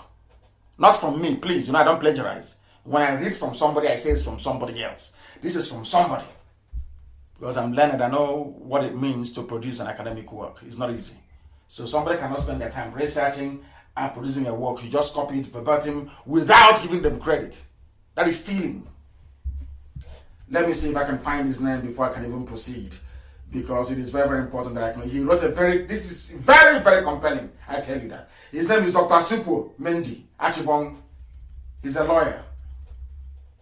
Dr. Asuquo Mendy Achibong wrote this very, very brilliant. He wrote it in such a way that people can, because black people don't reason very well. We know that is the truth. We don't reason very well. So he had to try and break this down so that anybody reading it will be able to, maybe at the end of it, put one and one together and get to. Because we have failed to reason very well. Now listen, he titled it The Silence in Asorok. Something is not right, he said. People are no longer afraid of President Buhari, who was a dictator. His wife is not afraid or respectful of him anymore, which is these are my own words now, un-Islamic. You cannot... It is un-Islamic for a wife not to respect the husband, even if she is being abused or battered. That is something you must know. That is something you must know. How unbelievable. Now listen. People are no longer afraid of the president. Anybody can do anything and say anything and get away with it. She is fighting her own staff. Fighting the staff of the people they claim is her husband, and they are fighting back. People are insulting her without fear of the husband. A young boy insulting the first lady. A first lady that allegedly the husband is alive. Are you people kidding me? Yet, he wrote, yet silence. Nobody's saying anything. But he forgot to say that IPOB is saying something. You know how the zoo works. They don't like giving us credit. But we'll be okay with it. Strange to have, listen, he said, strange to have gunshots in the seat of federal governance. Presidency is not a location for shooting target practice. A trained officer of the law discharges weapons in trying to impose the will of Aisha Buhari on another man who simply disregarded her. Yet, silence. Fight in APC. Obaseki frozen out. Chairmen from everywhere. They have about 10 factions now. Chairmen springing out from every cave like mushrooms. Oshomole beaten like small boy. Removed. Katakata everywhere. Obaseki goes to meet Buhari, but diverted to the chief of staff. But he went to see Buhari, but never saw him. Obaseki is not a staff to Buhari. Obaseki leaves PDP. Sorry, he leaves APC to join PDP. But of course, two of them are the same thing because you can change and you can chop and change as you like. Yet there is silence. There is fight in APC. More killings by Boko Haram. Katsina State, the home of the so-called Buhari, who is alive. Remember how foolish we are. If Buhari is to be alive, why is Katsina State on fire? Protests erupting everywhere. Killings of military officers and policemen by Boko Haram. Bandits taking over the north. Kidnapping and killing people. Yet silence. You have service chiefs who are stale. They have stayed way beyond their tenure. Despite being ineffective, they are still in office because nobody to sack them. There is no head of state. They all know the trick. If you call them, they'll tell you, don't allow me to talk. Oh. They say, okay, carry on, carry on, carry on. That's what they're doing. And there are 200 million people there with your professors, with your learned men, with your academics, with your public. Hey! zoo. Damnable zoological republic. You people are damned. Damned, I'm telling you, you're damned. Your ignorance is astonishing. Astonishing, I'm telling you. Frightening. Something is wrong in Asarok. He writes, I don't subscribe to conspiracy theories, but is Aisha hiding something from Nigerians? When he said it's conspiracy theory. Both those who can spell conspiracy and those who can't spell conspiracy theory. Then bring him out to speak. Where is the Shibajo? Where is it that ordinary secretary to government, Boss Mustafa, is the one giving directive and unelected? I want to stop complaining, honestly, because people are giving, these zoo people that are giving me headache. There is a level of stupidity you will see in people that you begin to wonder that they cannot be human beings. They can never be. They can never be. Honestly speaking, they can never be. Something is wrong in Asarok. Something is off. I know for a fact that no man on earth can insult a Nigerian man's wife and live to boast about it. Talk less of being employed by him who born you. But it happened in Asarok. Asarok is empty. You know, they're afraid of IPOB and Nnamdi Kanu, that's all. They're afraid. If you announce it now that the man is dead, Nnamdi Kanu will use it to destroy what is left of the zoo. You know, we don't want it. Let's keep hiding. Please, Tinubu, help us. Let's Punch newspaper, Tribune, Nation newspaper, Channels Television, every Yoruba newspaper. Please help us. So we are going to give it to Jagaban. Help us to cover this fraud. Yoruba as a nation is covering up fraud in broad daylight. Fraud in broad daylight. An ordinary, this writer is asking you, Dr. Siko is asking you, or ordinary man. Let's say even if you traveled abroad and so you hear on the phone somebody came to your house insulting your wife, your employee, somebody you employed is insulting your wife. What are you going to do? What are you going to do? They can only burn our market. That's what they can do. Even in Cotonou, they're burning our market in Cotonou. I'll get to that later. The man is saying, everywhere there is silence everywhere. He said, my hope for Nigeria is beginning to sag. For Nigeria, Niger area is beginning to sag. We must not let Nigeria fail. A typical black educated man. You know that like an accountant, that after doing all the calculations, they mess up the total.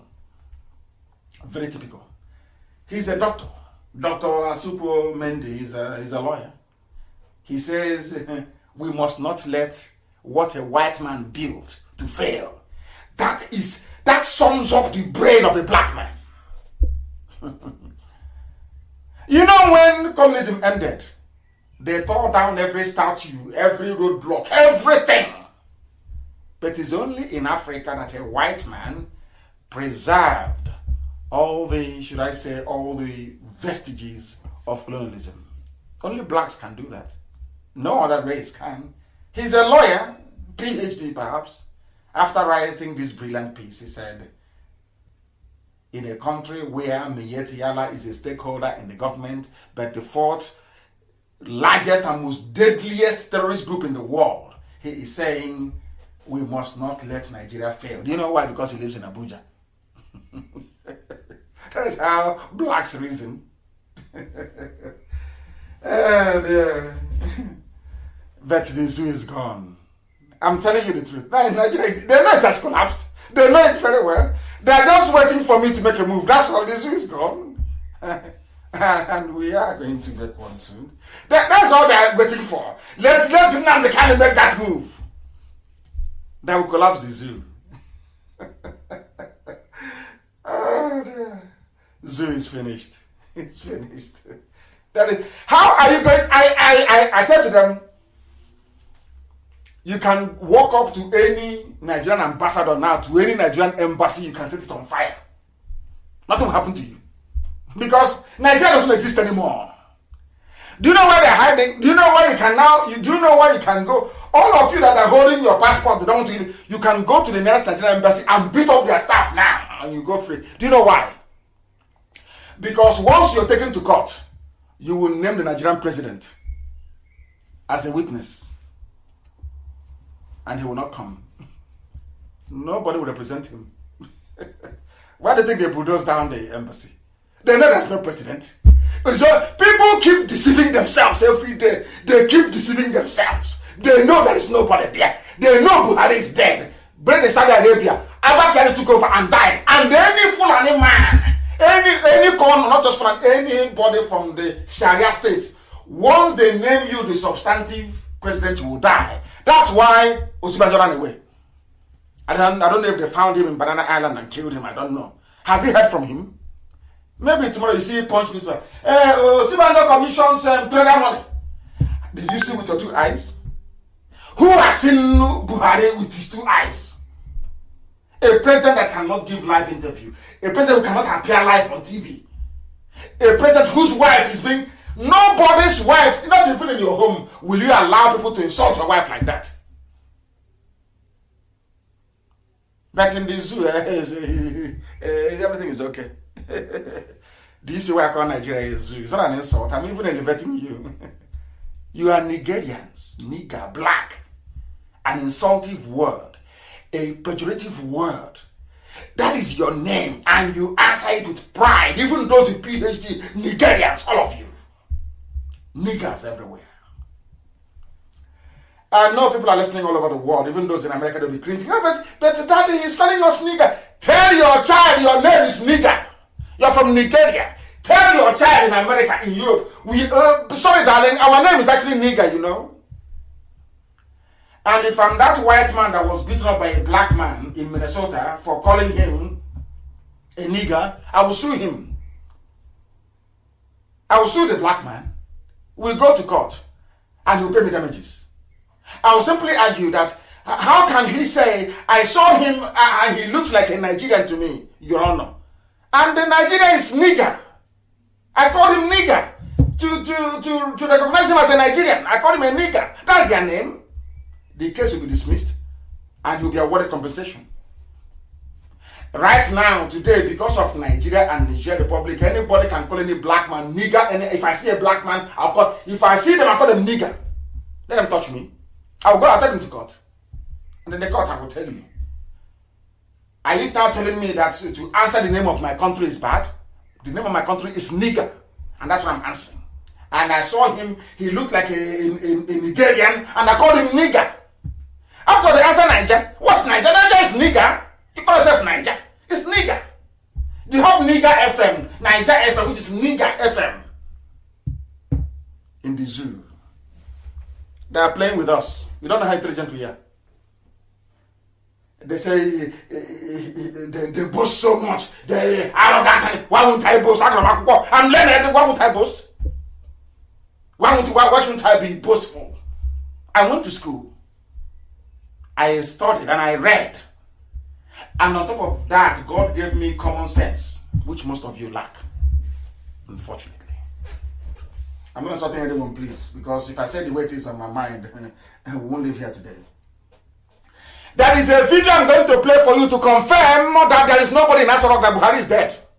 Simple video from inside Asarok. I'm only asking you to engage your brain cells. Ask your brain cells to be working. Pray now, before I play this clip, that your brain cells are working. Ask God in heaven, please, give me common sense now to listen to this clip and reveal to me the truth. From this clip now, you will know that there is nobody in Asarok. Everywhere is empty. Everywhere is empty. And this is what Yoruba... You see my problem? I love most of them. Maiko is doing a very good job. You know? Paya Debanjo is doing a very good job. There's one or two of them. Professor Kinto is doing a very good job. But they are very few and far between. These are people with peace. These are learned men and women in Yoruba land. Learned. Can't you speak the truth for once, for goodness sake? We are now going to disgrace the zoo before the Nigerians. Nigger.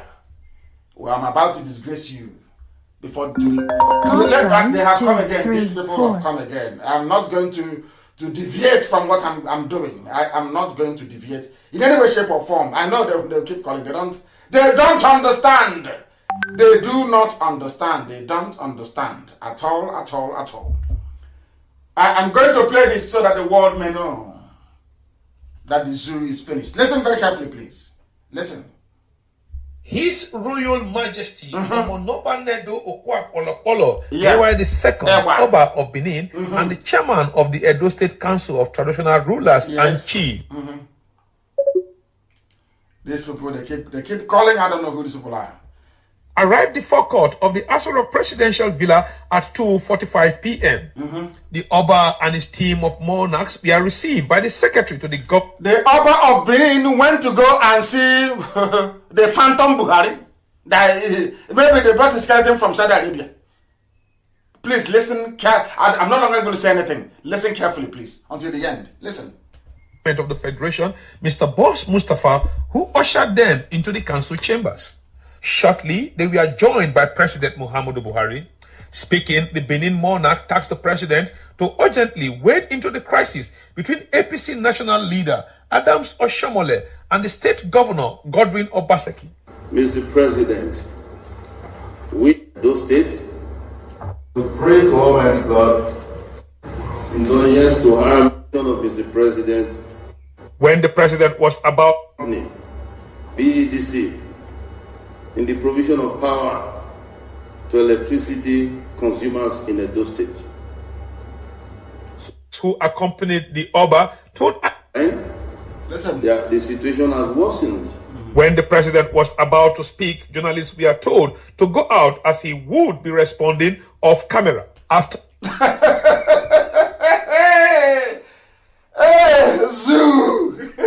Zoological Republic. Have you heard it? They brought out somebody wearing a mask, Aisha's boyfriend. When it was time for the so-called Buhari, which is Aisha's boyfriend wearing a mask, to respond to the Omonoba, Oba of Benin, they asked all the pressmen to leave the room. But when the Oba was speaking, the pressmen were there. When the Oba arrived with his chiefs in council, Boss Mustafa, the secretary to the government, went to receive them, brought them into the chambers. And somebody wearing Buhari mask came out, who of course Aisha's boyfriend, the latest one, came out. And after the Benin monarch must have finished speaking, when it was time, the whole president of the people, when it was now time for the president to respond to the monarch, all the pressmen were asked to leave the room. What other proof do you need that I'm right, that there is no Buhari? I love that bit. I want to hear it again, please. Do you know what? They don't know what IPOB. They have no idea who we are. Do they? I don't think they do. Complete decimation of the zoo. Everybody with a hand in Operation Python Dance will die. All of them, they will die. Every major planner of Operation Python Dance that came to my house, that led to the death of my parents, my men died, they will all die. Watch and see what is going to happen. Let us go back a little bit, please. Just a tiny bit. To hear it. Because most zoo animals won't believe this. I want to prove to you that there is no Buhari. This simple, even if it's just this clip that I'll just play tonight, I think it's even enough. Listen, this journalist is very, very brave. Very brave. They didn't remember to bribe him on time. Let us try again. They are told to go out as he would be Listen. The situation has worsened. When the president was about to speak, journalists were told to go out as he would be responding off camera. Have you heard of such somebody you voted for, you claim you voted for, in a democracy? As if people, you don't see Trump every day, you don't see Kofi Zita, Dada, no, of Ghana, you don't see other presidents. Somebody came to see you. If you know you're going to be responding off camera, why did you invite the cameras in the first place? Tomorrow he sees somebody with a PhD or a professor of nuclear science, emeritus, living in a badger. He will come out and write, hey, our Nigeria, hey, I'm writing now to the president of Nigeria. Hey, president, you cannot respond to ordinary, I wouldn't say ordinary because I respect the Benin monarchy. I do a lot. I love the institution. So somebody who will just respond, a monarch came, a first-class monarch came to see the president, so-called. Aisha brought out the lover. Because Aisha changed, I think she changes men now. I think every 9. We are still researching it. It's 9 months or so. I'm not sure. To get the new one, representing something that is just evil in Islam. That's what she's practicing, and that's why little boys are insulting her. Have you seen it? Have you seen it now that there is no Buhari? Have you seen it? When it's time for the president to respond, journalists were asked to leave. He will respond off camera.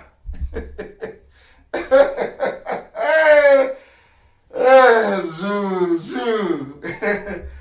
Now I want to say this to anybody. Ever since we discovered who these people are, have they ever made a live broadcast before? No. Capital, no. When Osibajo visited Asorok, can anybody find the video? Please send it to Amaka to post. Or if I can find it, please. When Osibajo went to Asorok, did you hear the person he went to see speak? No. When Buratai, they claim Buratai went there, of course it's Photoshop. Buratai went there 2 weeks ago and came out and spoke. Did you see who he met? Did that person speak? No. Then how can you say you have a president? How? Nigeria.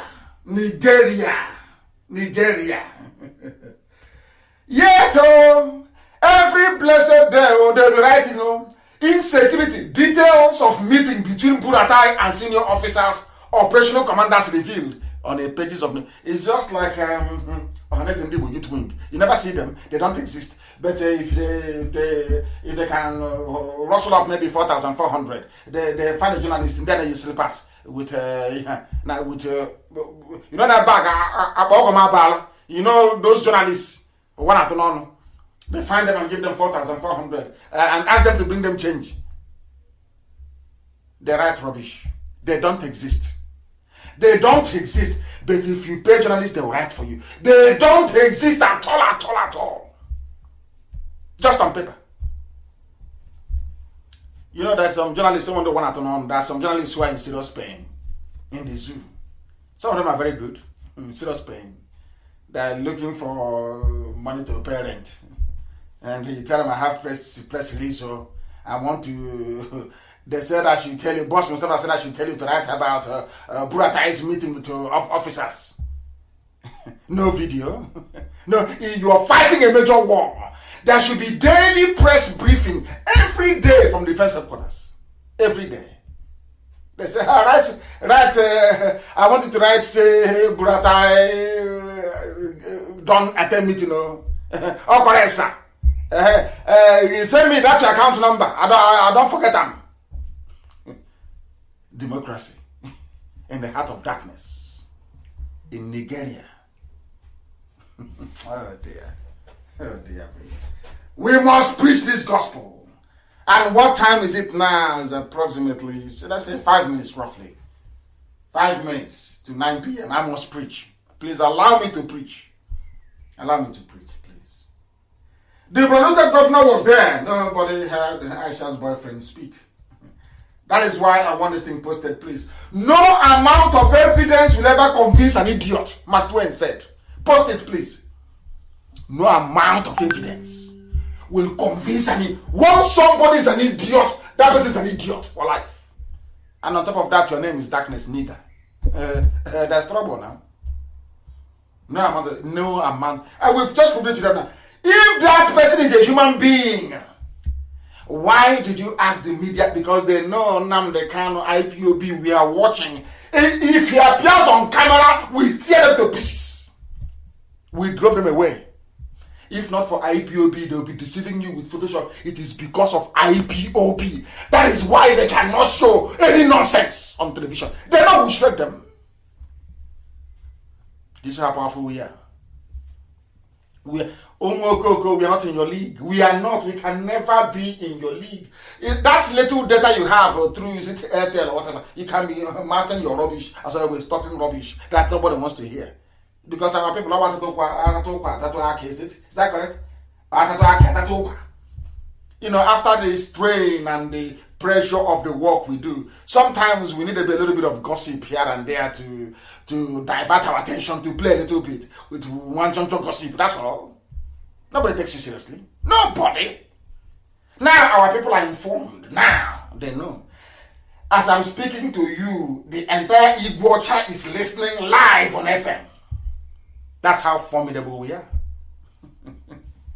So your little video watched by 600 people, it makes no difference to us. We watch it out of fun, to just see something different, to hear how somebody is gossiping. That's all. Me too, sometimes I listen, because sometimes all this pressure, you want a little bit of gossip to lighten things a little bit, to make you laugh. No amount of evidence will convince an idiot. If after tonight anybody rises up to say, I am Niger Delta, you know they are working for the caliphate and they are ashamed of themselves because we have defeated them. Did you go to war? Only common sense and reason. Now they're on the run. Their masters have called them. Hey, what are you doing? And you're there. Hey, madam, you're there. You're no longer using Niger Delta. Did you hear what Nnamdi Kanu said? Nnamdi Kanu said nobody is proud of Niger Delta anymore. Oh yeah, we're Niger Delta now. We are Niger Delta. Asking, looking for money from Janjaweed Fulani. They think we are stupid. They think we are dumb. Niger Delta, my food. Darkness, you are. And it shows in your brain. It shows in our environment in southern Biafra. You can see it there very clearly. How dark. People are being poisoned. Are you aware of that? I'll read it for you tonight so you will know what is going on there. That they will never tell you about. You think this is militancy, stomach militancy. We are here to fight for freedom. We are not militants, freedom. And it's coming. And you will see it. If you're a foreign contractor and Nigerians are owing you money, now is the time to seize their embassy and demolish their buildings. If you're a contractor anywhere in the world, maybe you have printed passports for them, because some of you don't know that your passports are printed abroad anyway.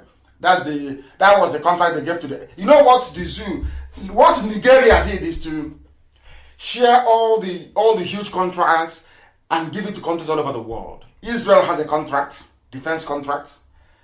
Russia has a contract, defense contract, and also this e-bot, which is this computer-generated attack system they have to attack IPOB and all that. They're paying very well for it. Britain gets oil for free. Everybody has something they're getting.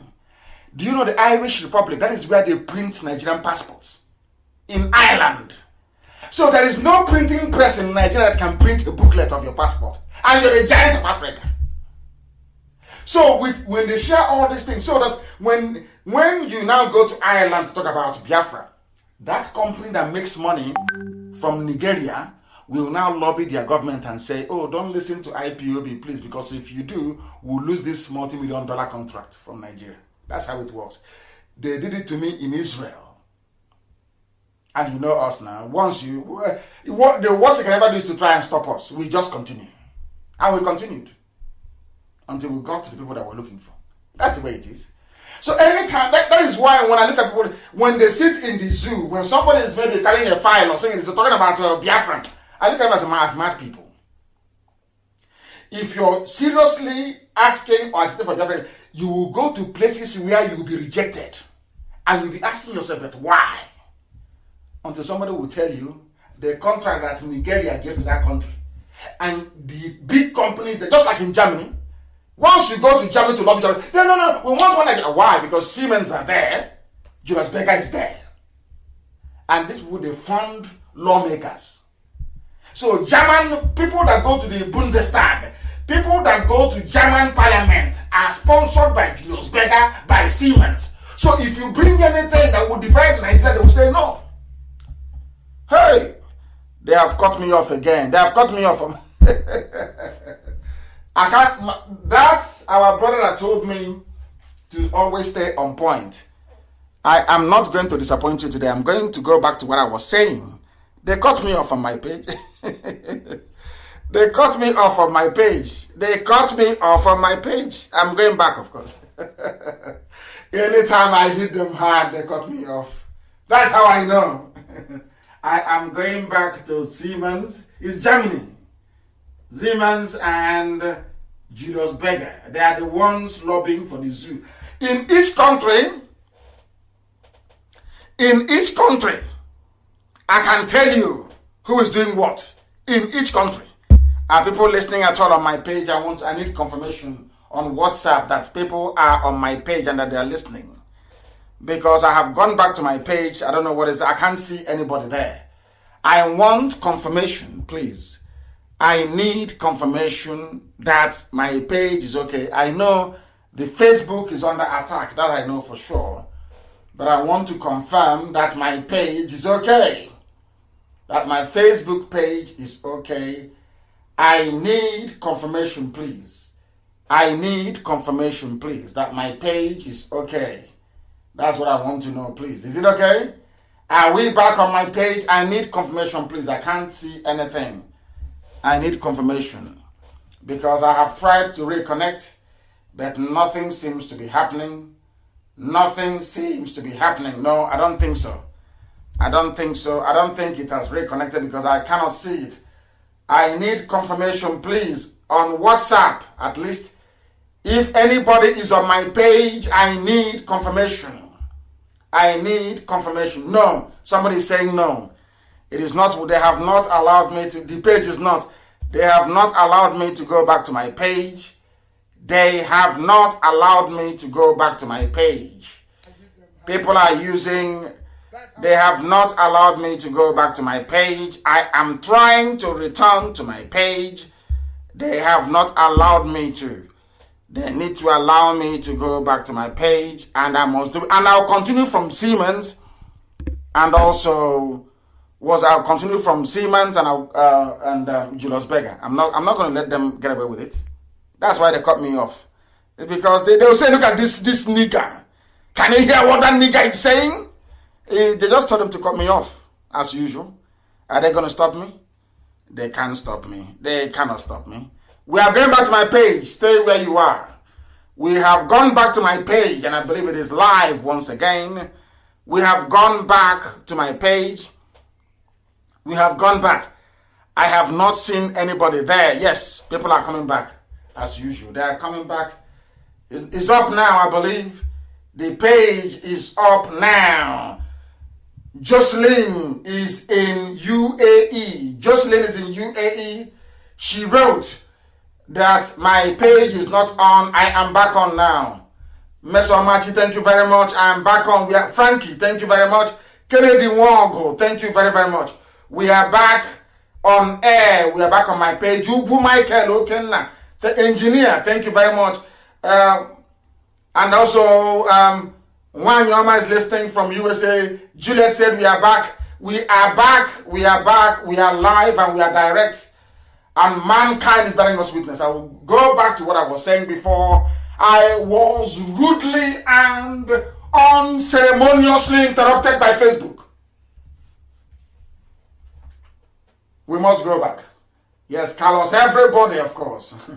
Nobody should move to another platform. Go back to my page. Go back to Facebook. We must show them how resilient we are, how stubborn we are. We go back and we continue. We must continue. Because Chukwu Kikabiam is in heaven, presiding over it. The whole Africa is vibrating. The whole of Africa is vibrating. I'm telling you. The whole of Africa is vibrating right now as we speak. People are back.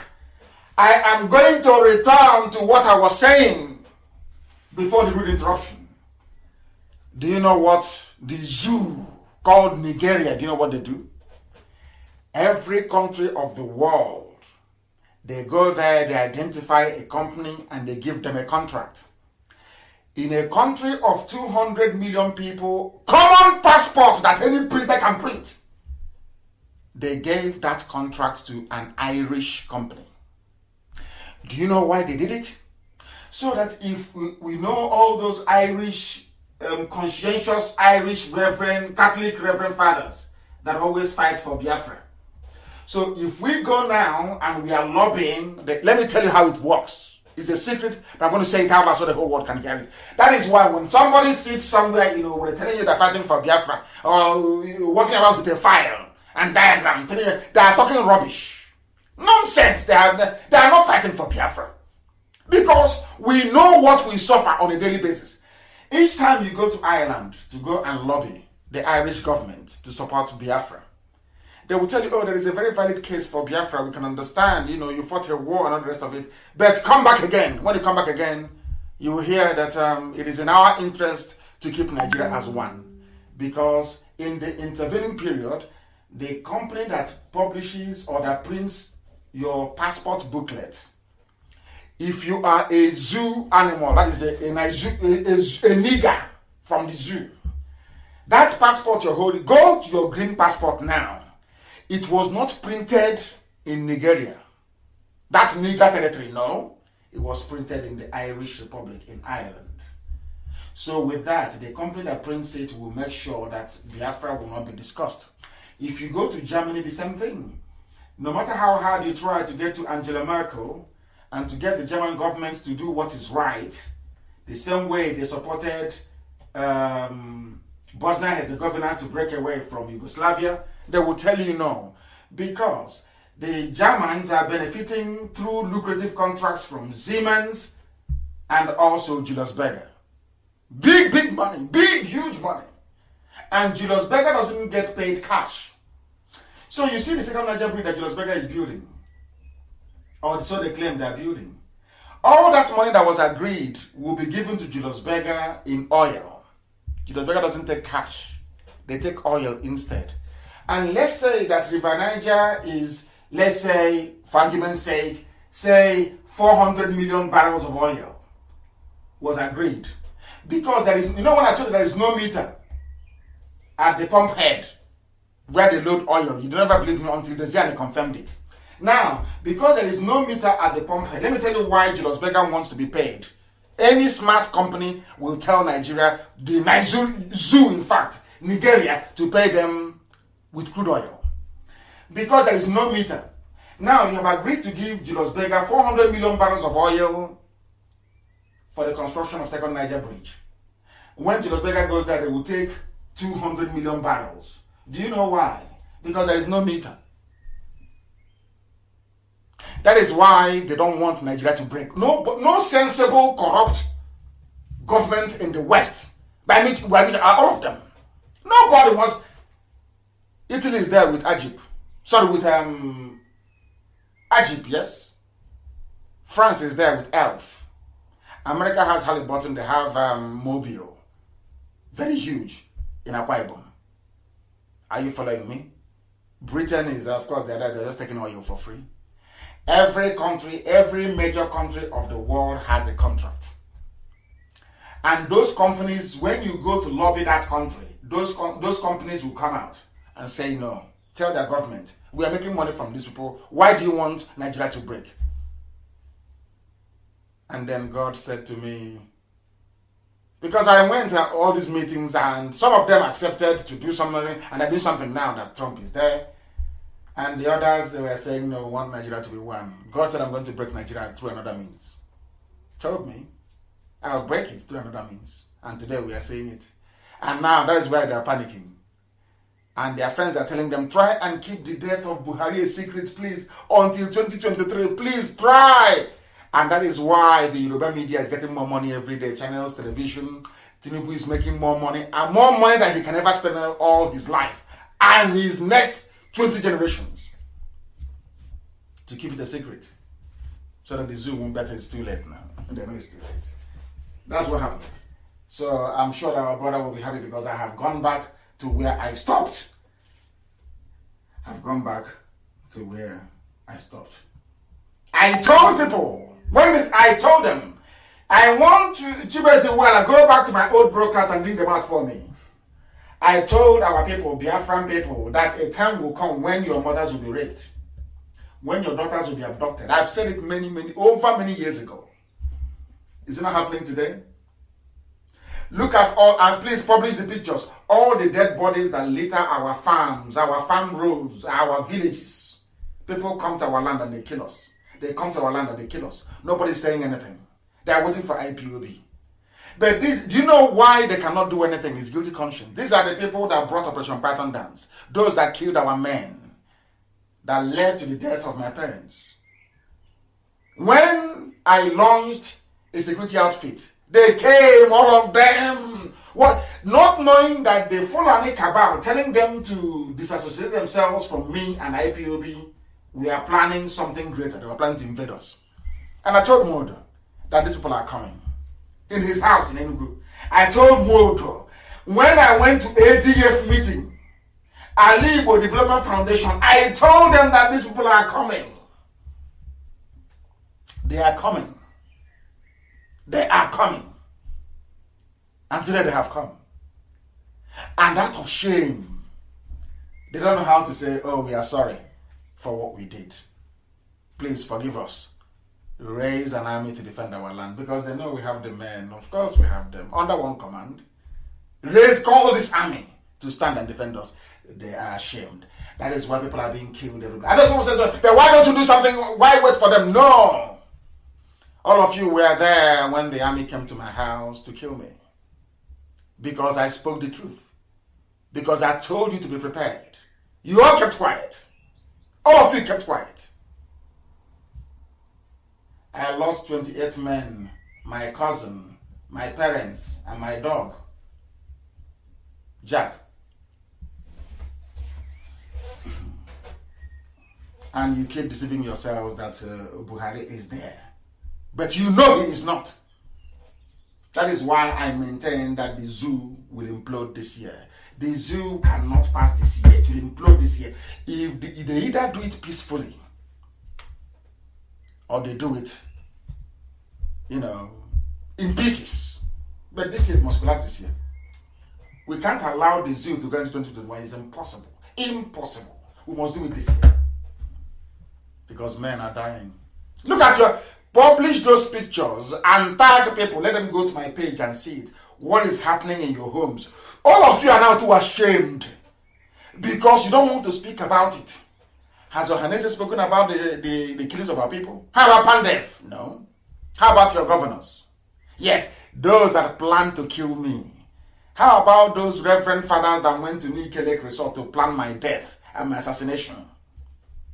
Most of the bishops you have in Igbo land, they were there to collect money from Ike Premadu to kill me. Nike Lake Resort. Ask them. Ask Archbishop Chukwuma, Anglican Communion in Enugu, were you there or not? Because when I push you, I will show you where to fall. If I mention an incident, I will give you names of people to ask. Archbishop Chukwuma, were you at the meeting where I was betrayed or not? Yes or no? Nike Lake Resort.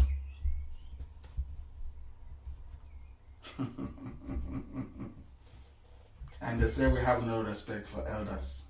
The elders that ganged up to kill me. And as a result of the trauma, my parents died, my men died. You want me to respect them? Allow me to come to your house and kill your father and your mother, kill your friends and your relatives, and then see the way you react to me. These are the real killers of our people. Ohaneze. And we can never forgive them. Never. Never forgive them. Never. Because they're evil. They're evil. Because of them, our people are dying. Can you imagine if they are still behind us then? To say what these people are doing is correct. It's proof to us that you're sincere. They never, and I warned them.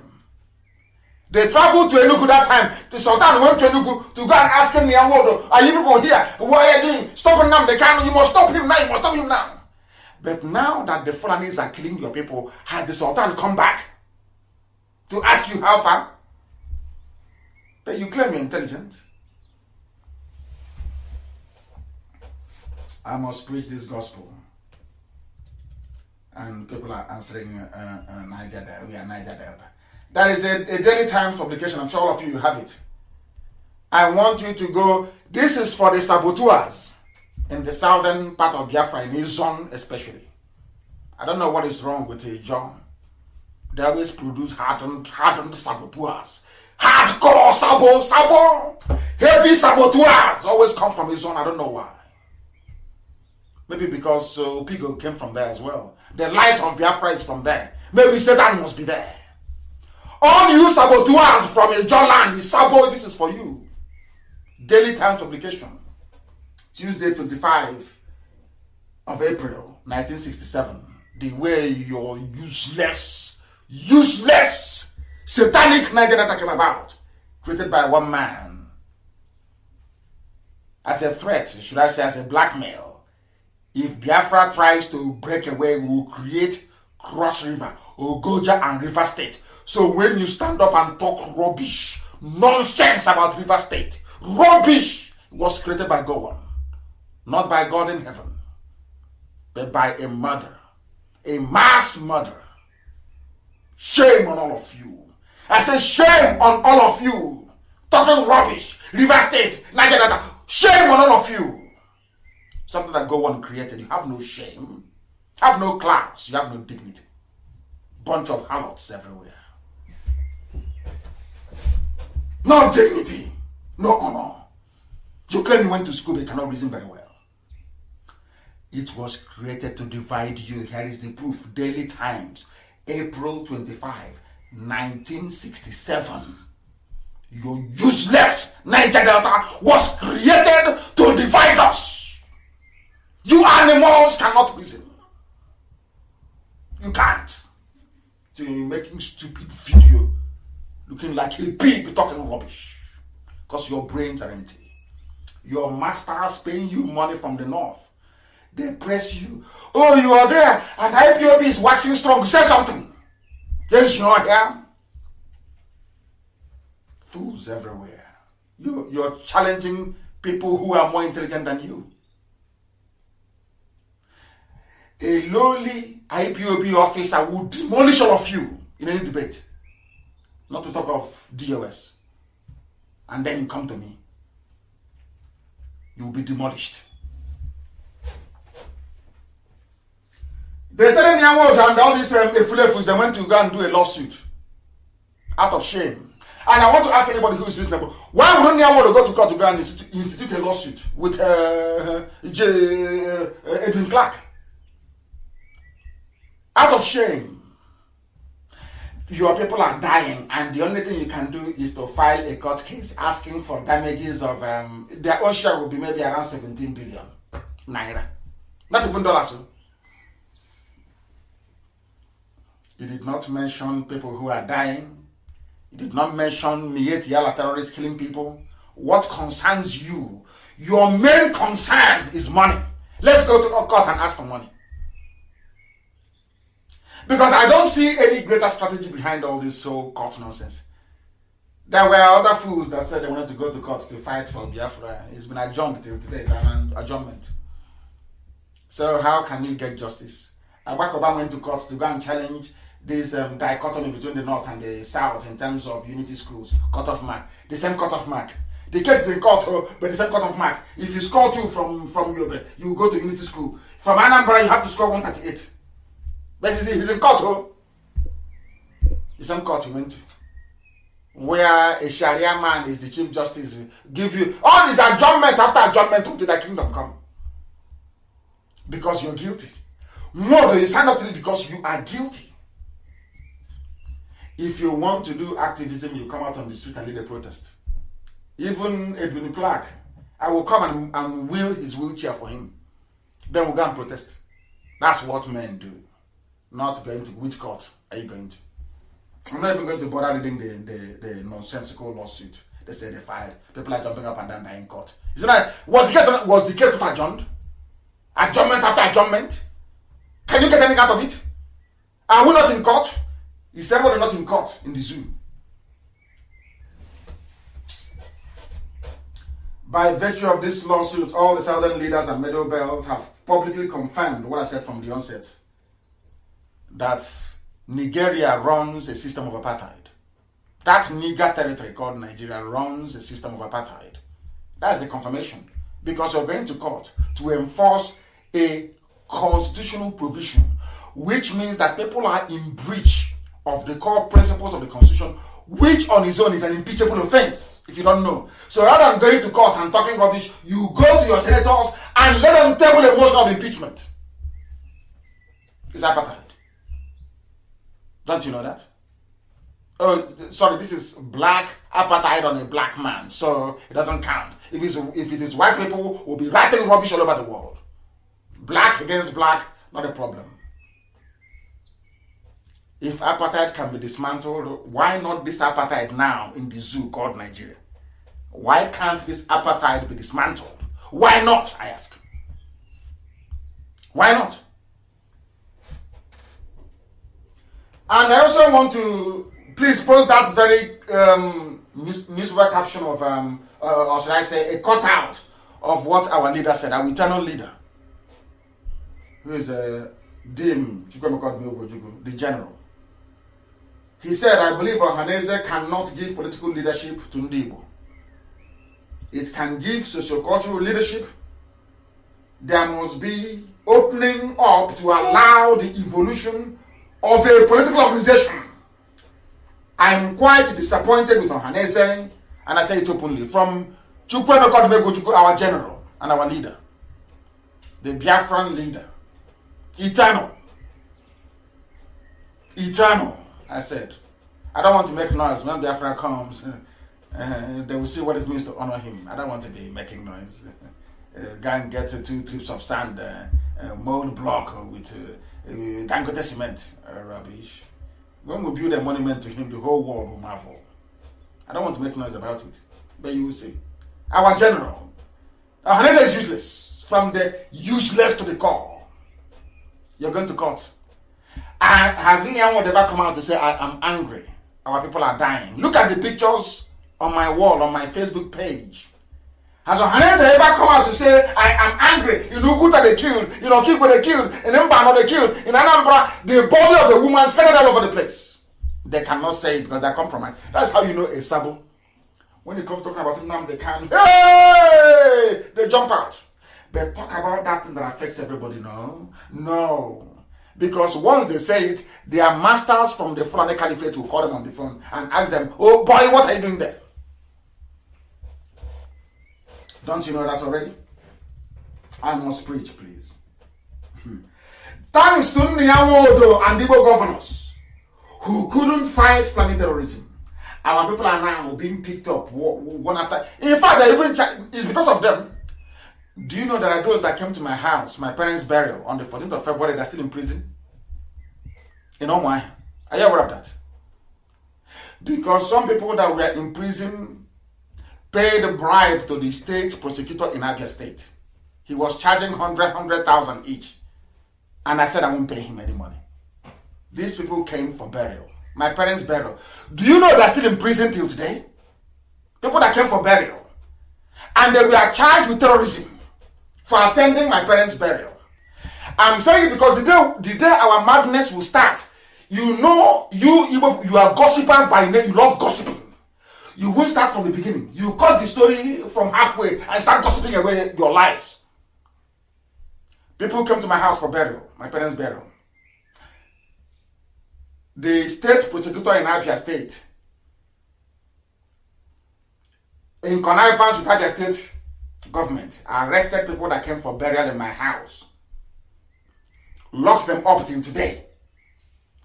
The state prosecutor, the DPP, is asking for money. Because we made the mistake, somebody made the mistake, or an IPOB member or members made the mistake of paying money to them. Now they're asking for money. In Abia State, the day I will give the order and the madness will start, all of you gossipers, all of you professional gossipers, you won't start the story from the beginning. You cut it from the middle. I'll give you their names of those that are holding. Ume Sunday is in prison. in Omaha. In Afarigo, as a matter of fact. Kamal Ifani is in prison. Ghost Time. Stanis Lanus is in prison. Donatus Okeke is in prison. Chukwudinaka Omena is in prison. Jonathan Oleta is in prison. Chidebere Nwoha is in prison. Ebere Chiemeka is in prison. Chimezie Paul is in prison. Kingsley Ozowale is in prison. He's actually an equal man. Kingsley Ozowale. Ikechukwu Vincent is in prison. They came for my parents' burial, and they've been in prison since the 14th of February till now. No crime committed, because they attended the burial of my parents according to Ohaneze Ndi Igbo. According to Igbo governors, they are terrorists. But Fulani will come to our land and kill a woman and cut her body up into 8 pieces. And they go scot-free. They're not terrorists. Nobody talks about them. People that came to bury my parents that the Nigerian army killed are terrorists. Do you see why we are the way we are? And what is the name of the man that is holding them hostage? What is the name of this man that is holding our people hostage? I must find his name. I must give it to the whole world to know that these are people, these are Igbo people, Igbo. They never prosecute Fulanis killing their people. Anywhere they see IPOB, they want to make money with IPOB by arrest. These are Igbo people. These are Biafran people in the police. In the police. Whereas in the same zoo they're in, the Fulani army officer and police will give guns to their people to go and kill Biafran people. Those defending Biafra land will be arrested by Biafran policemen and women and locked up. I hope you're following. I hope all of you are following what is happening. Do you now understand the mess we are in? Do you now understand the mess we are in as a people? And they are holding them hostage until we pay money. Until we pay money. That only then will they be released. Until we pay money. Do you know who is holding them hostage? I'm just saying it so people will know, the whole world will know. That these are the evil people that we have. Such people cannot enter. This is the state. Fulani is killing in Niger State. In Niger State. Okay, Zimbabwe doesn't know anything about it. But people that came for burial going home, they're in prison.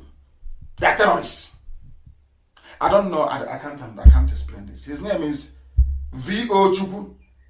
He is the Deputy Director of Ministry of Justice in Omaha. He's a child of Satan. And he will not go free. I swear before God and man, he will not go free. This type of human beings should not see Biafra. He's an evil man. He's not an Hausa man, no. Not Fulani, not Yoruba. These are Igbo men. Igbo men using IPOB to extract money. Igbo judges, Igbo magistrates using IPOB to make money. When Fulani are killing, nobody's talking.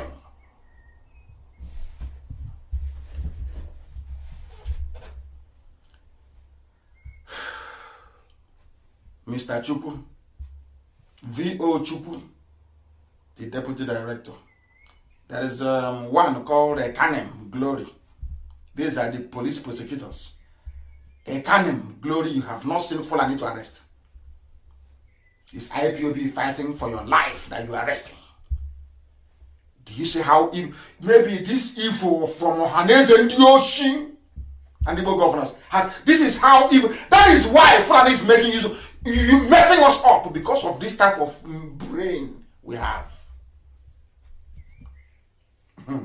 I'm just saying it so that when it happens, nobody will say we have no. You know our people, they love to talk rubbish.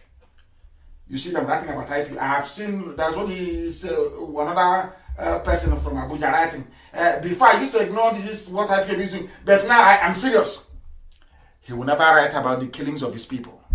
And when did it start that we now hate ourselves so much that people are being killed by the Fulani, nobody wants to talk? But you can write about IPOB and yap about IPOB and rant about IPOB all you like. But never about the people who are dying at the hands of the Fulani. Oh dear. Very sad indeed. We must preach this very gospel. We need to preach it. And let me tell you something. I said I'm not going to insult anybody today, maybe even going forward, but I am distressed. If I ask you now, where do you have the greatest concentration of insecurity, what would you say? You say maybe Northeast, in the North, banditry, Boko Haram, Yet Yala, all this. But do you know that in Anambra, the police has taken over a community? This same police cannot take over a community in Bruno. They cannot take over a community in Yobe. They have not taken over a community in Adamawa. Why are all these things? I keep asking myself, okay, what is wrong with our people? Why are these governors allowing these things to happen? I don't understand our people. Why must police come into Achala and Orunko in Oka North to take over our land? Why? I ask, why? Can somebody please tell me? What is wrong with us? What is wrong with us as a people? What is wrong with us? Oh, Lord have mercy. Lord have mercy. Lord have mercy. Lord have mercy. Unbelievable. Unbelievable. And instead of us to talk about this, we are busy suing a dead man. Buhari is dead and they know it. A case of being caught at judgment after judgment in the kingdom come. Why are people lying to themselves? Why are people lying? Anyway, of course, remember Kemi Adeosun, have you forgotten? The former finance minister that forged her certificate. Maybe that was where they got all this forgery from, these skills to forge. A country that is steeped in criminality, with some pastors that are insane and pseudo-intellectuals, elders who are there and evil is happening, they cannot speak. Our people are being killed. But IPOB is a terrorist organization. People come for burial and are going home, you arrest them. If I give orders now, this state prosecutor in Abia, this prosecutor in Abia, if I give the order now that his family should be taken, all of you start talking rubbish. Oh, Nnamdi Kanu is a kidnapper. No, he has kidnapped people from my house, going home. None of you have said a word. And he has the temerity to ask to be paid. This is why we don't give bribe to the zoo, DPP, or police. I have warned IPOB family members. I have warned them. If you are arrested, we don't give any bribe. We go to court until the case is dismissed. We don't give bribe to anybody. You see what this nonsense has cost? Now they want money from everybody. Because some people want unpaid money to be released. If you go to Femi Adesina's page, Femi Adesina, the chief, the master forger, you will see all the people that came to Aso Rock. There is no video, no confirmation anybody was seen. Or seen talking to whoever they claim they went to see in the name of Buhari. All they care about is Nnamdi Kanu is against Christianity. I have spent. The Christian Association of Nigeria has no Twitter handle. All they care about is to take your tithe and your offering and go and buy private jet. I said they have a whole can that their members are being slaughtered. They have common Twitter handle they don't have. Christian Association of Nigeria, no Twitter handle. I checked and I couldn't see any. I am the one that tweet and inform world leaders about what is happening in the zoo to Christians in zoo, Nigeria. I am the one that does it. You don't give me your money, do you, Christians?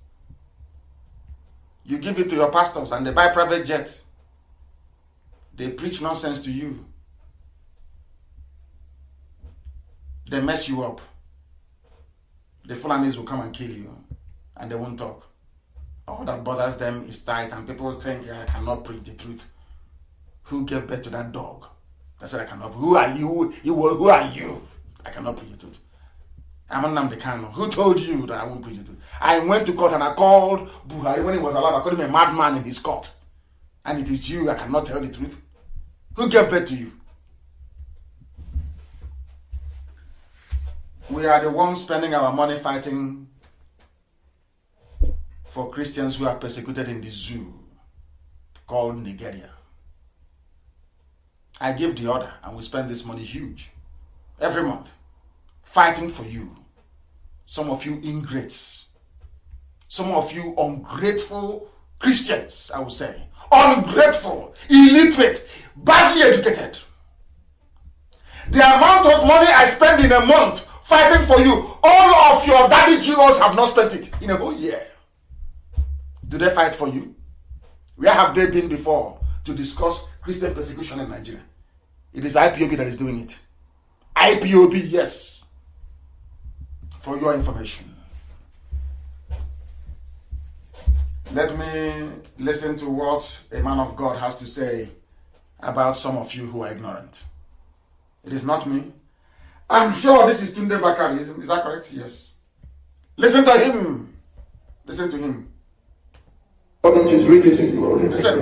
And then end up buying my own private jet. Private jet. No, my own God is different. Tunde Bakari is saying that you don't give him money to buy private jet. He said his own God is different. I did not hear people attacking him. Yoruba media did not attack Tunde Bakari for saying this. But if it's Nnamdi Kanu, every idiot, every thumb, every cockroach be talking rubbish. Tunde Bakari castigating those who buy private jets. Are you not listening? Or have you gone deaf? And then end up buying my own private jet. No, my own God is different. He does not supply anybody's needs for them to contribute it into the pockets of robbers and marauders. He called his fellow pastors robbers. Tunde Bakari called fake pastors, he called them robbers. God cannot give you money to give to a fake pastor. That's what Tunde Bakari is saying. I know some of you, you are black, you're from Africa, your brain is a bit funny. I'm not sure you can reason this thing through properly. You won't hear what Tunde Bakari said, but you hear what Nnamdi Kanu said. Yes? I'm telling you what Tunde Bakari said. Listen, please. And which the flock of God, the people of our nation, have been endlessly and relentlessly beaten. The hottest part of the hell is reserved for preachers who take advantage of the people of God. Are you listening? The hottest part of hell is reserved for preachers who are on private jets, taking advantage of the poor. Are you listening? This is from a pastor, a preacher of the word of God, Tunde Bakari. I'm sure that is him. I don't know where he's going. I don't know why he's saying all it, but he's not saying it. I did not hear Yorubas attack him. If you see Igbo people, Biafra, he was shooting their mouth like popcorn. Brain without control. A Yoruba pastor saying what most of you don't want to hear. You can't castigate him. Just like the same way that the Fulanis are killing us, none of you can talk. You're waiting for Nnamdi Kanu to give order, for IPOB to fight back. And I'm here, and I won't give that order. I won't give it. I won't give the order. I will not. Tunde Bakari said, has anyone, have you seen headline? Tunde Bakari hates Christians. Tunde Bakari is against pastors. Tunde Bakari is Antichrist. Because he's Yoruba. I feel sorry for you people. That is fraud in the zoo. EFCC, as I told you. Magu is corrupt. Did I not say it on Radio Biafra here that he's corrupt? I will do that mess later on. I'm too upset with our people, the way they reason. Let me bring this program to an end, please. I have a few announcements to make. It has come to our knowledge that some coordinators are administering group oaths. We don't take oaths by group. It's one person after the other, please. And we also understand that some people are not doing things the way they're supposed to be. Please, you must follow our procedure. If you're relinquished of your position, you leave your position, please, and rejoin. Don't be saying that the national coordinator gave me something else to do. That type of nonsense is for zoo, Nigeria. Because in Biafra land, you may lose election And once you lose, you just go to your house, you congratulate your opponent, you go to your house and you sit down. All this nonsense, I won't have it. I won't. But all the same, I thank all of you from all over the world who listen to us this very evening. Everything we say is born out of love and not hate. Everything we try to do is motivated by our overriding desire to create a wonderful and a beautiful nation called Biafra, that the world, our children, even those who died in the course of this very struggle will be very proud of. We must remember those that died, and for their sake we must continue to push ahead until Biafra is restored. We are not doing it because we want people to be poor, to be begging for visa to visit Biafra land, to be able to survive. No. We are doing it because it is the right thing to do. The suffering is too much. The pain is almost intolerable. And we must bring this misery to an end. That is why we insist, we maintain, we reaffirm dedicatedly every blessed day that Biafra is our religion. Here on radio, Biafra is where we worship, because Elohim is our God. I thank you very much for listening from the bottom of my heart, I assure you. And from me, from here, it is good evening.